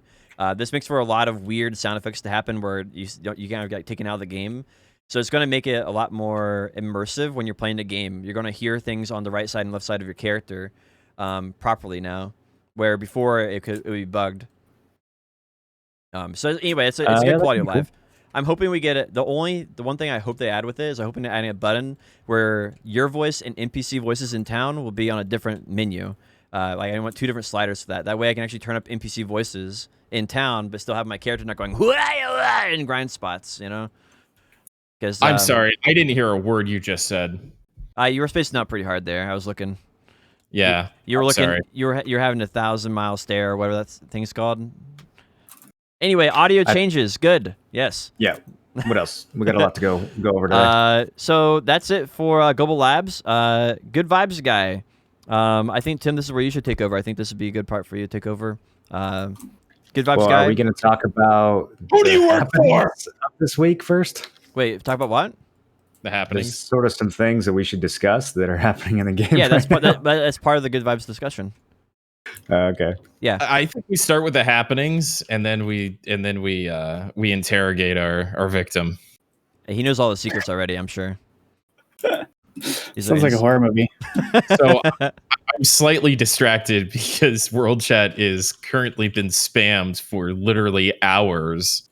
The truth has apparently been exposed about me, and yeah, you guys should turn on World Chat for a quick minute just to see this. All right, let's read one of these out.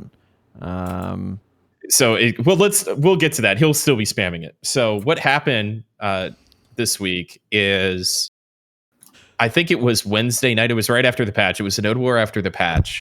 Valencia nodes had their winnings multiplied exponentially to, instead of 1 or 2 or 3 billion silver as a reward, it was anywhere from 6.5 to up to 28 quadrillion silver.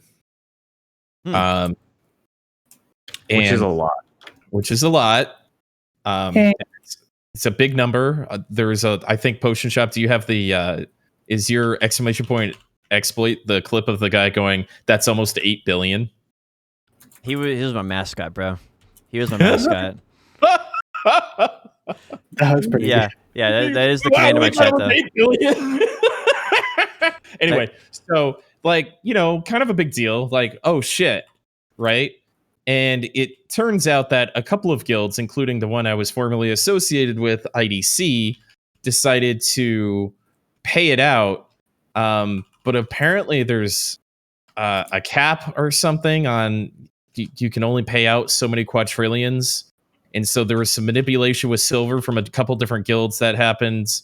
And then a payout happened. And so I woke up to like 27 billion silver as a tier 1 payout. I did not go to the node war. I didn't see any of this. I was watching TV, went to bed early. And then I woke up, everybody was freaking out. And so Fresh gave himself a tier to the Guildmaster of IDC, gave himself a tier 10 payout of 275 billion silver, bought some pin accessories. Are you fucking kidding me? I think he bought 3, 2. I don't know. He bought a bunch of shit. And then a couple other people took their payouts and bought some stuff in IDC. And so my response to this, knowing how much a couple of specific people at Cacao Games probably, if my name came across their desk and went, we need to investigate this account, I'd be super fucked. So I went ahead and took some screenshots, Drop Guild, took some screenshots of my payout and went, I don't know what this is and I don't like it and I don't want any part of it. Please get it off my account. And 15 minutes later, a CM responded to me and said, yep, this isn't right. Thank you for reporting it. And they took it out of my mailbox. A couple hours later, the servers went down to fix the issue on the node. And then I think before that or around that time, almost everybody except for 2 people in IDC got their account locked. A couple of them even being sprouts who can't receive payouts. And as of right now, the recording of this, there are still quite a few accounts that have not been unlocked in IDC pending an investigation. So reason I didn't realize Fresh was this retarded. What's the deal there? Have you talked to him? Oh yeah, plenty. The last tidbit is Cacao Games came out with a post. The most egregious thing. saying that this happened because of packet manipulation. And so if people in chat who know what packet manipulation are, or people in that industry start talking about how fucking ridiculous it is that that's possible when all these nodes, it was a specific region and it was a specific formula that happened, right? So there's been if you multiply the tax, like 2 billion times 2 billion, you get a couple quadrillion. Or if you multiply the taxes of a node by the date of daylight savings time, you get roughly that amount of taxes as well too. So if you take like 2 billion silver and multiply it by 11/01/2020, you also get a couple quadrillion. So the only thing I can really kind of say for sure is that it had nothing to do with packet manipulation. And this is Kakao Games just kind of taking the blame off of themselves and putting it onto the players once again. Wait, why would it be Kakal's fault either way? Wouldn't it be Pearl Abyss's code? All right, so per their agreement, Kakao always has to take the blame for everything because they're seen as a unit. They want to be seen, Pearl Abyss and Kakao want to be seen as a unit, one working together with each other. Did you get Jayhee's email with their agreement? Is that where this coming from? Yeah, I was going to say, let's ask the Kakao. The reason they've said that is because they've had forum posts in the past where we asked them where we're like, hey, why is Pearl Abyss not taking responsibility for this bad patch and stuff? And they said, well, we always take the responsibility when they have these problems. We want to be seen as an organization that works together. And they've said that in forum posts in the past for bugs and problems. No, they've said that we come to decisions together and work with our partners. Yeah. Basically, every classic PR response that like any company would say. No company is ever going to throw their partner under the table. So they always say, yes, this was a joint decision. We work together. Blah blah. Yeah.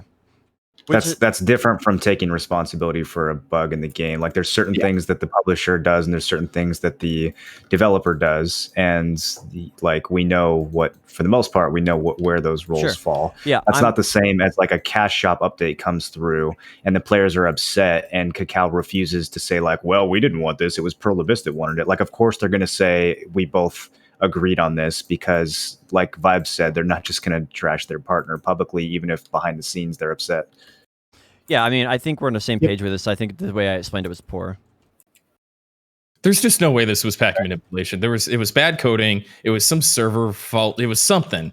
The one thing I'm fairly certain it wasn't and had nothing to do with is some fucking hacking manipulation thing. It would actually not surprise me if it was packet manipulation. I don't want to give away too much, but there are some things that we have discovered about this game's code that are extremely insecure. Like it would be funny if it wasn't so. Like, it's one of the reasons I don't take my progress in this game as seriously as I used to, because you would be fucking floored if you knew what kind of shit you could hack in this game. But I'm just going to leave it at that. Would packet injection be considered packet manipulation? Yeah. Okay, well, okay, you can do that in this game. Yeah, that's super easy to do in this game. Are you any manipulators in chat? Well, I mean, when you see a DK teleporting around at Desert Nagas and one-shotting everything, it's pretty obvious. Those RMT pin Black Stars and pin Distos that got made by Speedhack accounts were almost certainly made with packet injection. Same thing with the Resplendent Destruction Stone. That wasn't just infinite. Part of that is that speed hackers have a lot of resources, so they can tap it a lot. But also part of it is packet injection.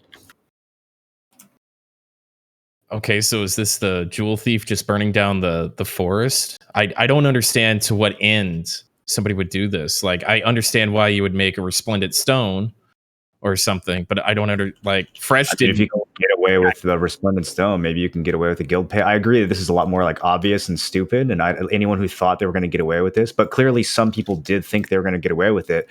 Like Fresh gave himself a 200 bill payout. I don't understand how anyone with a higher than 60 IQ could think that they were going to get away with that. And yet look at how many people did. I don't believe Fresh thought he was going to get away with this. He was just quitting the game, or what? Fresh and I are pretty good friends. And I was DMing him all morning, and he gave himself the T10 payout, and he goes, and I was just laughing the whole time going, I'm getting fucking banned. Okay. So But what I'm kind of pissed at him is like he put my account at some pretty fucking serious jeopardy. Yeah, all his Yeah. guild mates. He risked all their accounts by doing that. It's kind of Yeah. weird. That's why I Mhm. dropped guild straight away. I was like, holy fuck, this isn't good. So Yeah, but I mean, like Tim's reaction. Everyone who did what Tim did is going to be fine. You know what I mean? It's like, well, I was the Well, only one. Maybe, man. Thing I is, don't know. that's There's not been that's false not. bans in this game in the past. The thing is also yeah, is well, so the accounts that are locked right now, right, are with a mix of people who like Fresh, who obviously did what they shouldn't have, and then like people that maybe are in Tim's situation that like tried to do the right thing but are questionable. They typically just lock all the accounts while they do the investigation, so they can't do any more, so they can't mess up the economy or anything else anymore. Mhm. And then once they have like complete full evidence that they need, they don't need to disclose it publicly, but it needs to like hold up in court if necessary. So once they have that information, then they say, okay, yes, you're banned. Is there actually a legal side to this stuff, Vibes? Like, is there a concern at Cacao that people might sue over bans? I mean, like, look at Contash. people right? Like, have taken spend, the court like, for it. Yeah. people spend, $50,000 to $100,000, and well, who's the guy who just recently got banned? Estimate. Do they have any sort of actual like groundwork Yeah, for so a you're lawsuit? being- You're signing a TOS that says we can terminate your shit at any time if we feel like it. So, like, what Yeah, would be the legal you can always groundwork for challenge things, right? You could challenge it and say, like, this clause is illegitimate, or like you broke this clause in particular, et cetera, et cetera. So, like, there's always room for that. So there's other sides of it which I won't go into because I can't go into that exactly. But yeah, basically they have to be. I Tim's gonna hate me for this, but I do have a lot of respect for GM Rotez, because although he, I don't always like agree with his methods, he tries his absolute best to make sure that anything he does is correct. Like he doesn't ban lightly, basically. I'm sorry, were you here for the mapping thing and how he shit the bed? Oh, okay, so it comes upon his fucking incompetency, honestly. Great. That's how admirable. There's also, I'm saying, his philosophy. There are many factors that are out of his control. Let me think about how much I can go into. Here, let me explain. Here's the interesting thing about this compared to mapping. So when mapping happens, or let's start with this. When this whole thing happened, we posted in the partner Discord. We added Cacao Games. Within, I would say, 15 minutes, Horizon responded and said, "Hey, we're looking into this. Don't take the payout. Don't spend the silver. This isn't right." Like, instant response. This is wrong. Don't do this. Now contrast that with mapping, where we blow up the partner Discord and they say, "We'll look into it. Whatever." 8 days go by and we don't get any kind of update. Like, they don't say this is a bug, stay away from it. There's no don't do it. There's no yes, it's fine. Like, no communication whatsoever. And then Rotaz comes out with a post that says this was clearly unintended, and so everyone who participated needs to get banned. Like, if it's clearly unintended, if it's so obvious, why didn't we get the 15-minute response for maps that we got for this? And I think that's where, like, the whole carefulness or whatever thing is a hard pill to swallow, because it's like, what's going on? Right. Like, if it was so obvious, why didn't they just say, yo, don't do these fucking maps 15 minutes after we asked, instead of 8.5 days?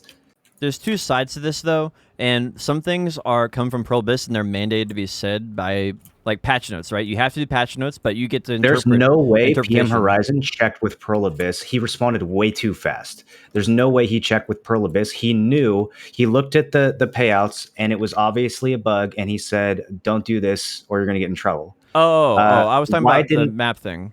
Yeah, that's what I'm saying. Why didn't they do that for maps? Why didn't if it was so obvious? Like, this was my argument from the beginning. If it was so obvious that it was an exploit, why can't the people who were responsible for that shit come out and just say so, instead of taking 8.5 days?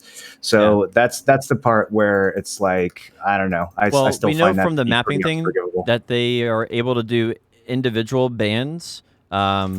They're able to do individual bans themselves, but anything that comes to a group of players banning because of something in the game, they have to ask permission from Pearl Abyss, and we know that's a timely process. I don't know what that is, but it's a timely process. And I think it's a chance that that canned response from GM Rotaz was actually from that response from Pearl Abyss, and they had to type up his version of that maybe. Sure. But we don't know that. We don't know that. We don't know that. You're missing my point. Yeah, I do.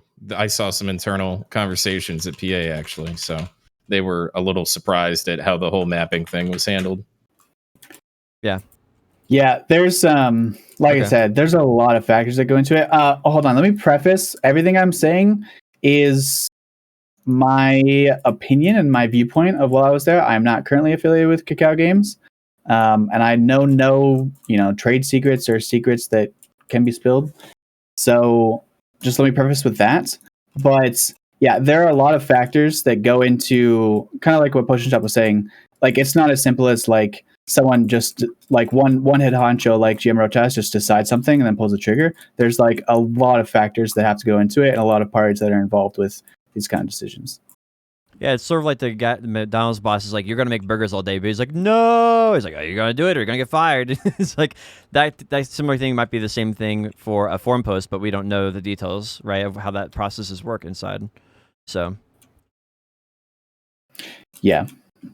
All I'm trying to say is I respect the fact that Horizon had the common sense and the understanding to come out right away and say, this is a bug, don't do this. Clear answer, no gray area, right at the starts. And it would have saved so much drama and bullshit if they had done that last time around. So that's a very good improvement, in my opinion, that they did that this time. But yeah, I also think it's a lot more obvious this time. So there's that too. But I mean, supposedly, according to them, it was obvious last time. So from their perspective, there's no difference. Yeah. Nice. Now, yeah, I agree that wording for sure of like, being certain in the post, the Mavericks post is a little probably not the right approach. Also, I wasn't here. I wasn't even playing the game during mapping.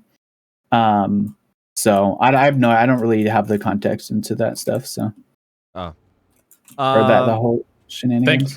Thank God. Yeah, you didn't miss out on much. So what do you guys think? What do you guys think should happen? Do you think this is worthy of permas? All right. Well, there's two different scenarios, right? One is it's intentional packet manipulation, and that people hacked in order to make this happen. Yeah, any hacking is obviously if you get caught for that, right, permanent. But for the people who just took their payouts, and just the retards, do you think that they should get permas? I think people who just took payouts and spent it should get anywhere from 1 week to 1 month. Anybody who was involved in giving a payout or anything like that should be 1 month to 6 months, depending on severity and intent, right? If it was intentional or accidental. I don't know. I feel like getting money from a node and then providing a payout to your guild for that money from a node is within the spirit of the game. Yeah, I agree. I really don't think that it's tough. It's one of these weird gray areas. I think Fresh is in trouble of getting permanently banned. He's gone on podcasts. He went on Norelio. He talked to Norelio or something for a while. So he's been a little public about it. And there's a chance that, there's somebody that works at Cacao Games that has a Twitch app on their phone or something. Probably not, but there's a chance of it. So I think he might be in some trouble, but I really think it's just going to end up being another silver loan, that's going to screw up the marketplace. I think that's what it's going to be. And I don't think it can be much more severe. But I think Fresh might get permit.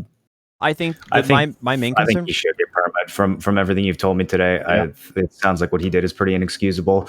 I think for the other people in the guild, if you just didn't know what was going, I can see a circumstance where someone logs in, doesn't know what's going on, sees their payout, and thinks holy shit, we must have got it still doesn't quite make sense, but I could see them maybe getting a month and a silver penalty instead of getting permit. But Fresh definitely needs to get permit. That's just. Well, it seems like he knew that when he was doing it, which kind of makes it even more deserving. Yeah, I think for someone who doesn't know, you got to look at other things. Vel is 10 bill, whatever it is, right? Garmoth Heart, 9 bill. You can open up RNG boxes and get up to 20 bill from the Manos, Tet Manos. So it is a little you should be asking some questions about that much money. But I can see how some people would be like, oh, well, I can think about that. That makes sense logically. And I mean, I don't think that should be punished, right? If someone makes an oops like that. People are just dumb too. Like, when the guy the guild got 7 quadrillion silver and the guy goes, that's almost 8 billion, right? Like there's some kind of fucking stupid that you just can't fix. Somebody logs on in the morning, they go, oh, I got a fat payout, and they go spend it. And then they go, so you got to be careful with that. But I think the doing the payout thing is egregious. If you're a guild leader, there's a very low chance that you did that accidentally, and you know that amount of money is messed up, right? You could at least pretend that it was a mistake, or be apologetic instead of just going. Surprise Pikachu face! Oh my gosh, what is this? Free money! Wow! Wow, they buffed out, guys. That's crazy. Was that in the patch notes? That's a huge buff. Wow, they really did make glad PvP is actually worthwhile again. This is a good change this week. So I'm very lucky and fortunate that somebody caught my ticket and I skated out from getting locked out for days and days and days. But there's somebody going off in world chat for the past couple hours, and it says PSA BDO 23 quadrillion, which is actually 27 quadrillion silver hack cover up and account lock scamming information leak. Tim Allen's special treatment, perhaps insider knowledge, playing both sides of Twitch views. Video proof can be found here, and it's a video nobody should ever watch because it's rambling of a madman. But yeah, I'm having I really don't look for drama. I know it seems like I may, but it just seems to follow me. It just happened. I know, just the fact that you're in this fucking when they said that it was IDC, I was like, of all the guilds, of course it's IDC. Yeah. Who else was involved though? You said there were other guilds and some of them might have been doing this on purpose, or what else do you know? I really haven't dug too much into like the other guilds and stuff, but I think there was another guild, I forgot the name of it off the top of my head, that did a payout. I don't know for sure. It wasn't any of the IDC Alliance guilds. There's been like 2 or 3 guilds that did something like this, which was why I originally thought it was more likely to be a bug than exploit. I was like, people were saying this might be pack manipulation, right? And I was like, there's no way. Look how many guilds did this. It's like several of them, right? There's no way. Well, maybe they just affected the entire region. I thought it sounded like it might have been all Valencia nodes. Yeah, it was. And I'm curious why it didn't get fixed though. Exploit. This wasn't okay. So somebody did something somewhere. Something happens, but the guilds and the people and the payouts and that stuff were not exploits. And I hate to go back to this fucking conversation after the year we've had and all the bullshit we've gone through. But Fresh did not exploit. He's just a fucking denthead. True. Like, unless there's some type of hacking he intentionally did, which seems unlikely because he would have come out and said that. No, right? I don't think Fresh hacked or did packet injection or anything like that. But I mean, the guy fixes houses for a living. He's not a fucking computer engineer or hacker. It is definitely an exploit to pay out that amount of silver that you clearly know is the result of a bug. Like, that's what an exploit is. It's taking advantage of a bug, even if you didn't make the bug. Sure. Yeah. Okay, whatever. I just hate that word. I have PTSD about it, I guess. Well, I do think that there's a difference in taking advantage of a game bug that's the developer's fault or outside of your control and like intentionally hacking to create an exploit. Right? Sure, yeah, the hacking is definitely worse. Yeah, I think anyone who hacks, obviously permaban first offense, but when it comes to exploiting, there's different degrees of severity. Sure, but I mean, a fucking 20 quadrillion payout's pretty severe. I got a question. Hello. How long do you think you should be banned for? Fresh should be gone. Like, he clearly doesn't care anyways, so see ya. I mean, I think his guildies, it depends on their behavior. Anyone who collected the silver but just let it sit in storage, I think they should probably just be the silver should be removed and they should be given a pass. If they collected the silver and spent it, then they should get a huge penalty. They should lose 3-4 times whatever they spent, and they should get kicked off the game for at least a week, if not a month. 3 to 4 times if they spent it. Huh? Yeah, if you grab a 27 bill payout and you go buy a pin accessory, sorry, dude, that's getting taken away from you, and you need to sit out for a while and think about what an idiot you are. And then also there's people that bought the base Manos accessory so they could gamble it in case they got a negative, in case they got to keep the items and got a negative fucking account balance so they could make money off of it. That's why all the Manos accessories were fucking gone. Good vibes, why do you think? Yeah, I'm pretty much on the same page as Moro. Like, if you pull the trigger, if you're a guild leader, you know what's going on. If you pull the trigger, you should be banned 100%. The people who basically used it on the marketplace should. I have negative, or like, yeah, I get the negative silver of the equivalent value. Question though, I don't remember was it Mina when they had the kind of CM exploit? They did the negative silver value? Did they take away the item and take away the silver? I don't think they took away the items. I don't remember that. I could be wrong. Okay. Items away. But they did like 2 or 3 times negative silver. Yeah. Yeah, It wasn't a one. It wasn't a loan. I think they should take away the item and the silver, in my opinion. Yeah, I think taking away the atom and the silver means you basically paid double the cost. You lost all that. Yeah. And that's a good enough punishment for people who did that. And then you get the 1 week to 1 month ban depending on how much you spent. It's tricky though, because like Tim said, for people who bought out, like 200 monos accessories or something, that's now having an impact on the economy. Yeah, well, you relist them. You have the GMs item. go relist them. You can do that. That's fine. They can make items and relist those same things. Who cares? It's probably not as simple as you think it is. What, creating items for GMs? Yeah, GM market listings, like how are they gonna? Yeah, that's a weird thing that starts to have cascading consequences. Yeah. That's the worst part is that because like although not only the pen's gone from the marketplace, but like the silver is in the inventory of the people who sold them. And so those items are like that silver, it just completely messes up everything. Yeah, there's a lot of shockwave from that. Yeah. Well, I mean, I think that works out pretty well, right? Because the silver got removed from the one guy's account, the item gets removed, so the net silver overall is No, the 0. silver doesn't get removed from the people who sold all those items, though. Yeah, but who That's what cares? we're Like that doesn't matter because there's still net 0, right? Does it make sense? Like with math, like on it depends on the scale. If it's just like a couple hundred accessories, maybe not. But if it's like a bunch of people bought out thousands of monos, that could have like really big long-term impact on the market. And people who are making those items legitimately could get punished or rewarded for that arbitrarily. Like there's a lot of other stuff that could happen as a result. Sure. Yeah. The other thing is like that silver that went to those people who sold the accessories didn't exist in the economy before. Now it does. Yep. Right. So regardless, there's like billions or hundreds of billions of silver now in the economy.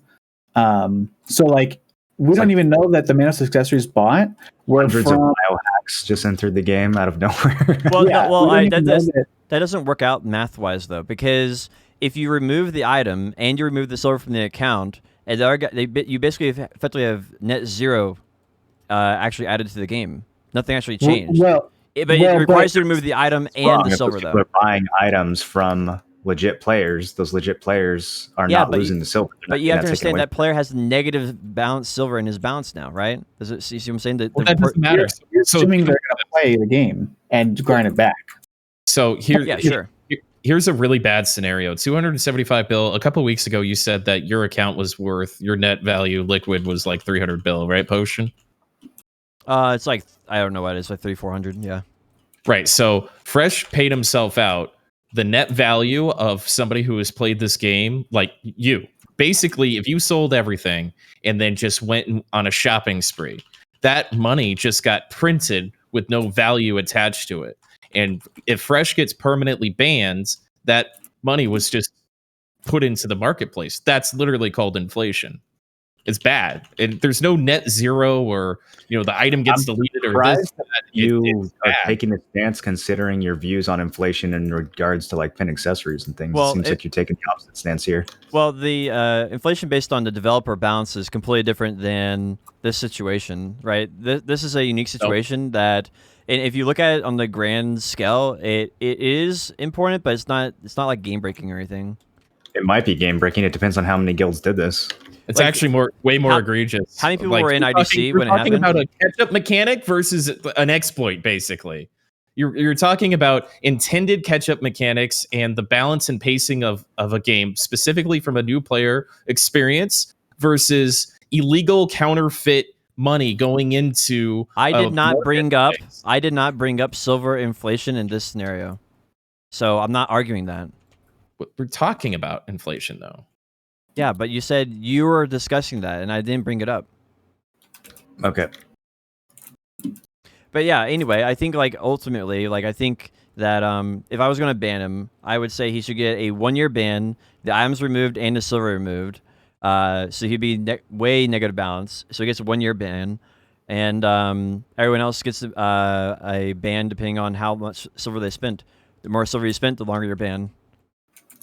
I remember like 3 or 4 years ago, there was an account with a family name Fresh, and he got banned for fish spotting. And this guy's name is not Fresh. Do you think it's the same guy? Is this actually his second ban? That doesn't surprise me. I don't know. I don't know if it's the same guy or not. Well, it does say not fresh, so it's probably not him. Yeah, it probably isn't, right? I don't think it's like that hard of a problem because the economy will kind of self-balance itself out long term. Because if things become more profitable, then people will go do those activities. Then the price will come back down and it'll self-balance. It's hilarious coming from the last conversation we had about economics and inflation. It's so funny to me hearing you say this. Well, the actual silver part of it is a non-factor, really. It's like the amount of silver is so minuscule because you got to think, like, even if it's like, think about 100 people, that's 2 trillion silver. That's nothing in the scale of the economy. If it's only the one guild that did it, it's probably not going to have that big of an impact. You're right, but that's not like now we're talking about 2 different things. But yeah, but we have to go off what we know, not speculation on what might happen. Like obviously, if this happens every single day for the future, whenever someone decides to manipulate some packets or whatever, this will be a huge issue. But if it's just one guild or 2 guilds, it's not a big issue. Packet manipulation. You'll never get me to believe that shit. Do we have any other happenings this week or any other comments on this before we interview vibes? Yeah, I think it. The only other thing was the Twitch DMCA stuff, but we can talk about that later. Is there anything to say about that other than Twitch are a bunch of incompetent fucks who don't support their creators? And I can't wait for another platform to come and bulldoze them so they can all lose their jobs and we can all make a living. I'll just co-sign that. We can move on. Yep. Cool. Good chat. Hey, listen to my music. It's DMCA free. There you go. It was. There you go. Listen to Potion Shop. I'm not gonna lie. I was freaking out that morning. This all happened. I appreciate you sending me that message, Morling, because it was only like 1 or 2 other people that said anything, and I probably wouldn't have thought of it or to report myself or anything. So I appreciate you doing that. But that was a real panicky hour that morning for me because I'm like, oh my God, I'm gonna get. I think it's like genuinely not cool. I mean, I know that like everyone in this game is just like haha memes, like everything's a joke, but like it's genuinely not fucking cool to put your homies at risk like that. I don't know what he was thinking, man. I don't either. I mean, yeah, so. It's like it's a split-second decision that just affects everybody. You know what I mean? Or it can be. It's just it's like it's one click away. It's like, I'm not saying he's like vindicating him at all, but like it's. If I didn't know him so well, he's pretty close to an IRL friend. So if I didn't know him so well, I'd be way, way, way, way, way more pissed if this was just some fucking random internet guy making some bad fucking decisions. But, I talked to him about it and I'll get over it. It'll be fine. I'm taking some jabs at him in response and it'll be okay, but still it was a scary morning. But yeah, we got a good vibes guy here. So how do you like being reduced to every time you're introduced to just being an ex-Cacao Games employee now? It's cool. It's like Legolas 420XX, it's like an upgraded name. Who do you work for now? Did you do you mind saying that or? Yeah. I work for TSM now in esports.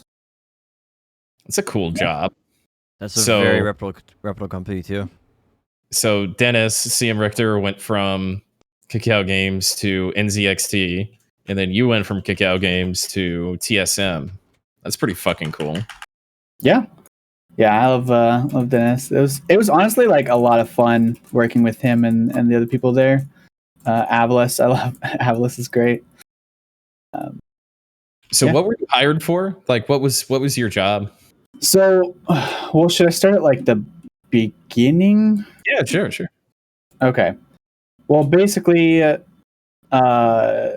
was I was a dancer, and then I retired because I had a big, dream of becoming some big streamer or something. Really, really dumb dream that's clearly I'm not cut out for. But Same. so I did that, and then I basically decided to run video esports, which is what got Kakao's attention. They contacted me for their TwitchCon tournament, and then that's basically where I got the job from. Was doing that tournament and running video esports. You did a really good job with that. Yeah, that was a really good era for like PvP and organized PvP. Do you think that something like that will ever come back? Like, do you plan on restarting the Black Spirit League or anything like that? I haven't really been following the scene since then. Oh, what scene? Yeah, exactly.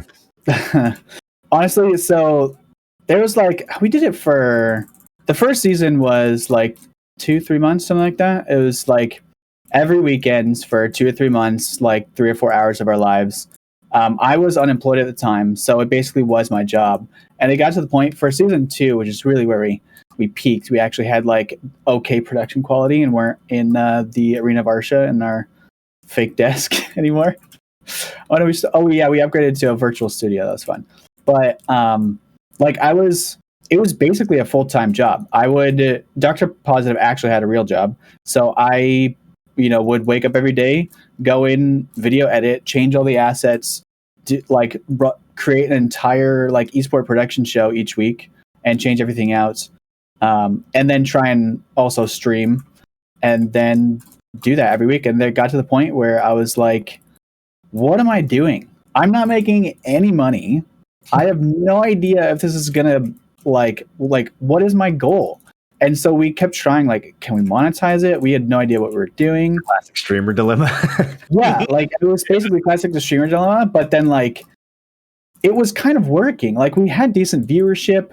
We got a HyperX sponsorship. It wasn't a paid one, but it was a start, we had something. We just had no idea how to use it effectively. And then Kakao and then PM Cool sent me a Discord message, and I lost my shit because I was so excited. I was like, holy crap, it worked. Because honestly, that was kind of the goal, was to get their attention and get them to hire us to do esports or something like that, or me rather, to do esports. Dark Prod was like, no, I have a job, thank you. But that was kind of the goal. So it ended up working, oddly enough. But yeah, it was a crazy time. Line, hook, So and what's sinker. the how was it at the beginning? Where you were excited to get the job, you're excited to get started. It seemed like they had some meaningful work for you, but then ultimately, where did was it good at the beginning and then it started to go downhill, or was there problems from the very start? What was your experience? Yeah, so where to start with that? Yeah, in the beginning, I wasn't wide-eyed open, super hopeful I was going to go in and chase the game. I for sure was ambitious. I'm still playing the game. Obviously, I'm a passionate player. I love the game, and wanted to do what I could for it. I'm not as, I guess, I don't go sit in battlefields and test stuff on hours or keep as many spreadsheets as you all. But I feel like I'm pretty decent at just staying in touch with the community. So that's what I tried to do and continue to do. And then I also tried to create content. The goal was to start or continue more esports for BDO at Kakao. Now, when you joined, I was already friends with Dennis and talking to him, and he told me that you came into the company with all these grand ideas and wanted to fix the game, and you were all bright-eyed, bushy-tailed, and ambitious and stuff. So, I mean, selling yourself a little bit there, my friends. Wouldn't anyone be getting that job? I would be. Yeah, okay. Compared to poor Alec, dude, he's in for such a disappointment. Yeah, I mean, compared to Richter, he just came in. He started playing the game because of the job. He wasn't nearly as he didn't have that kind of the same background that I did. So obviously, yeah, compared to him, I was way more, I guess, hopeful and wishful in that sense. But yeah, it was yeah, I definitely tried my best to. Well, okay, I guess I should start with CM job is really, and all of this stuff I'm going to say has been said before and is public knowledge, just FYI. So no super spicy stuff here. But CMs, are the main jobs are to listen to the community, like engage and communicate with them, and then to make sure that the community's feedback is heard by Pearl Abyss. So we did that, of course, as best as we could. I also want to say that I really respect and appreciate everyone at Cacao. Because We're not listening. imagine being like a passionate player of the game. Because at the beginning, everyone at Cacao was like positive and happy and like really, they engaged with the community. They like, they were basically just like us and like, trying really hard to get changes put through and like doing all this stuff. Now imagine doing that for 3-4 years with someone else telling you constantly no, not on everything obviously, but like on a lot of things, or basically doing the same job and then having to go back to like the community and say like it's our fault, basically. Like, look at what we talked about before, like nobody's going to throw the partner under the bus. And yes, ultimately Cacao is the publisher, and so even if Pearl Abyss says no to something, like Cacao has to. They can't like say like, yeah, Pearl Abyss wants this. They have to be like, we believe that this is the right thing. So imagine, yeah, good. Just doing that. Like, imagine being as passionate as we are about the game, and like thinking you can actually make differences that you want to, and then constantly like getting turned down or like not being listened to, and then being accused of sucking at your jobs and all of this stuff, and just getting absolutely demolished by the community that you're advocating for. So in that regard, I have respect for everyone at Cacao for brunting that and soldiering through. I see what you're saying, and I understand, like, these people and you've seen them a lot more than we have, and so you have like a better sense of who they are and how much they're trying. But at the same time, like, I contrast you and Richter to everyone else in that company, and I think Richter kind of said it best when we were interviewing him. Like, if there are people who are really trying, isn't it kind of obvious who's trying and who isn't? Like, why were none of the other CMs of that company engaging with us? Why did none of them like follow any of the Twitch streams? Why did it take so many years for there to be a Discord? And even now, it's super unclear to me what the method is for like our feedback getting through. Like, there's a once a week call where I think they just pretend to talk to each other or something. Like, the whole process is just so fucking mysterious to me, and I don't see any evidence of anyone actually doing their job. I think that's why the community is so negative all the time, because it's like, wouldn't it be more obvious if people were actually trying? So I mean, sorry. Well, I mean, the reason I stopped giving my feedback to them is because of that exact reason, right? It's obvious that Cacao has their own little fingers out in Twitch chat or wherever they're getting their feedback from, and they're not listening to Cacao Games for that. So, like, that's the whole reason why I stopped giving them my feedback. Like, I stopped, like literally, like, last week, I think, or 2 weeks ago because of that. Yeah, and that's the, like, I will say that, like, 80% of these problems are, like, structural problems within and between companies. Yeah, and I can't, like, go into a ton of specifics, but ultimately, like, it feels like a bad game of telephone. That is the problem, right? You can't see the evidence because you just can't. So is there any way that structure can improve? Because like, just, this week is a perfect example with Odalita Hunting. We have a bunch of the top life skillers in the game, like Kerr and Dmuck and other people in the partner Discord hitting up Cacao. What's the deal with Odalita Hunting? What's the deal with Odalita Hunting? This is a new expansion. We've been waiting for it all fucking year. Everyone's hyped. Like, there's finally new content for life skillers. And then it's a total flop, and we're asking about it, and it takes 6.5 days for them to answer what's essentially a one-line email Like, what is going on? Do they just not have open lines of communication? Is there like a translator who only works 1 day a week? Like, what is the big fucking problem to where like your most influential creators just have no impact? Like, you know what I mean? Like, where's the holdup here? Is there something we can do? Is there something that Cacao can change? Like, what would you say to that? So essentially, from the player base perspective, the best thing you can do is numbers. Basically, if you get something or like big splashy stuff that gets attention. So if you put up a poll, so for a while I was encouraging like I think even after I left, I was encouraging like you streamers to basically like band together, make a poll, make like something that is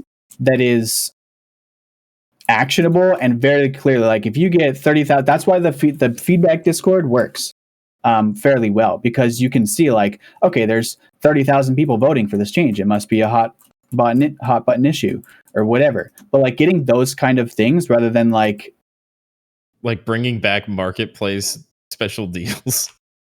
So yeah, how do you interpret the partner program then? Because what it sounds like you're saying to me is that the partner program is basically a partner handling program rather than an actual partnership, where we as creators are just being sort of placated rather than actually listened to.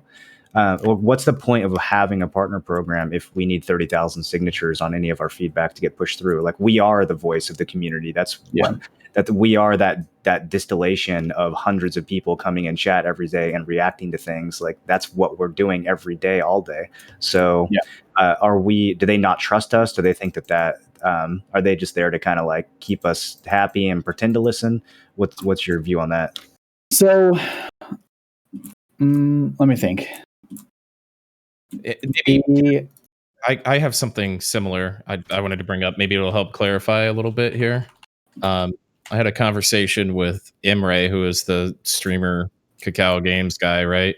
And like a year and a half ago, I was like, hey, so capping Mercs and Siege, right? Like a year and a half ago. And there's some Hallowed Grounds potential Thursday afternoon meeting that's supposed to happen between Cacao Games and Pearl Abyss that he talks about in Discord, in the partner Discord, and through DMs and stuff. I'll bring it up this week. At one point, I just berated him. I was so tired of not getting any response feedback. I didn't even know if it was on his docket. And he says to me, he goes, well, I bring it up every week. And I go, well, how am I supposed to know you bring it up every week if you don't tell us what you bring up every week? Like, I rather you tell me that you're bringing it up weekly, or maybe reach out to us to have a conversation with us, even just once a month, about what your hot topics are that we're feeding back to you, so we know what the conversation is in any form of transparency or any form of communication is happening. And I got the fucking blank stare response. He just never responded to me. So I can't figure out for the life of me what that fucking guy does 40 hours a week. I really can't. They have an NDA where they can't talk about that, right?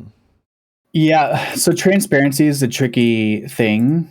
That he brought it up. Well, so the other thing is the person you're referring to, not a CM. That's not his job. So he was going out of his way to help you, basically. Like that, what you should be talking to the CMs, essentially. Again, a bit of a structural problem there. But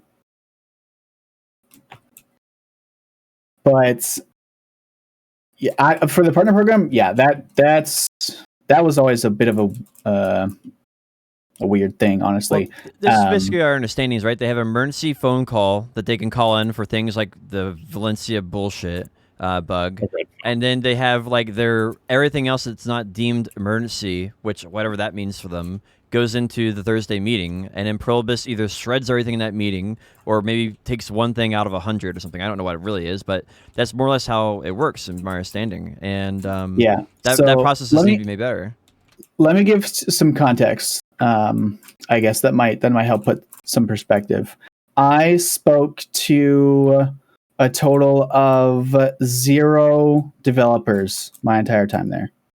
I did not see an email. I did not see I don't know anybody's name. I did not talk to a single Pearl Abyss developer my entire time there.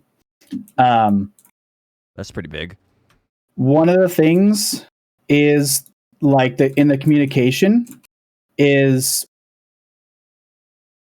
there's an extra layer in Pearl Abyss. So there's yes, of course there's lines of communication open with like for emergency things and things that happen. Like yes, of course there's those lines open. And of course if there's less urgent or just general feedback, like yeah, that can go in an email. But basically there's a communication gap between like basically what you guys complain about, like, oh, there's some sort of communication gap. It exists. Well, that's because Is it's the like bottom line. they have in Probus they have like a communication section, and they deal with all feedback, and that feedback goes to the developers. And so there's like two middlemen, right? There's the Cacao middleman, and then there's the Probus middleman, and then on one side it's the players, and then the other side it's the developers, right? So you have two middlemen in this case instead of just one, which makes the entire game way more of communication way harder. I think the point I was trying to make is when I was a BDO partner, and the reason I don't want to be one anymore is I'm fine if Pearl Abyss just says no to everything. I really am. My partnership was with Cacao Games.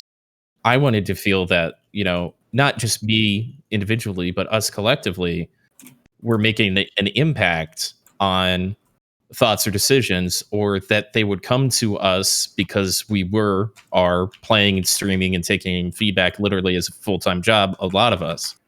And instead of getting any sort of like force feedback on that or any kind of communication or whatever, it was just talking to a blank wall. And Well, so sorry, go ahead. no, that was it. I was rambling. Well, so my question to you guys, saying real quick, like a lot of people in chat are saying like, oh, like you got just because you're a streamer doesn't mean they should listen to you. That's not what we're saying. That's not what Tim's saying. That's not what I'm saying. What we're saying is you have a partner program with all these people who hear the voice of hundreds or thousands of players in the game.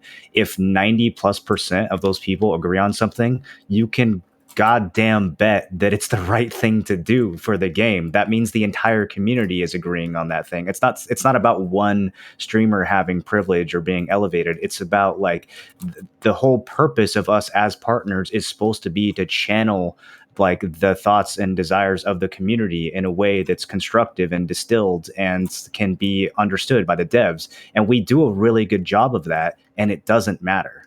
Yeah.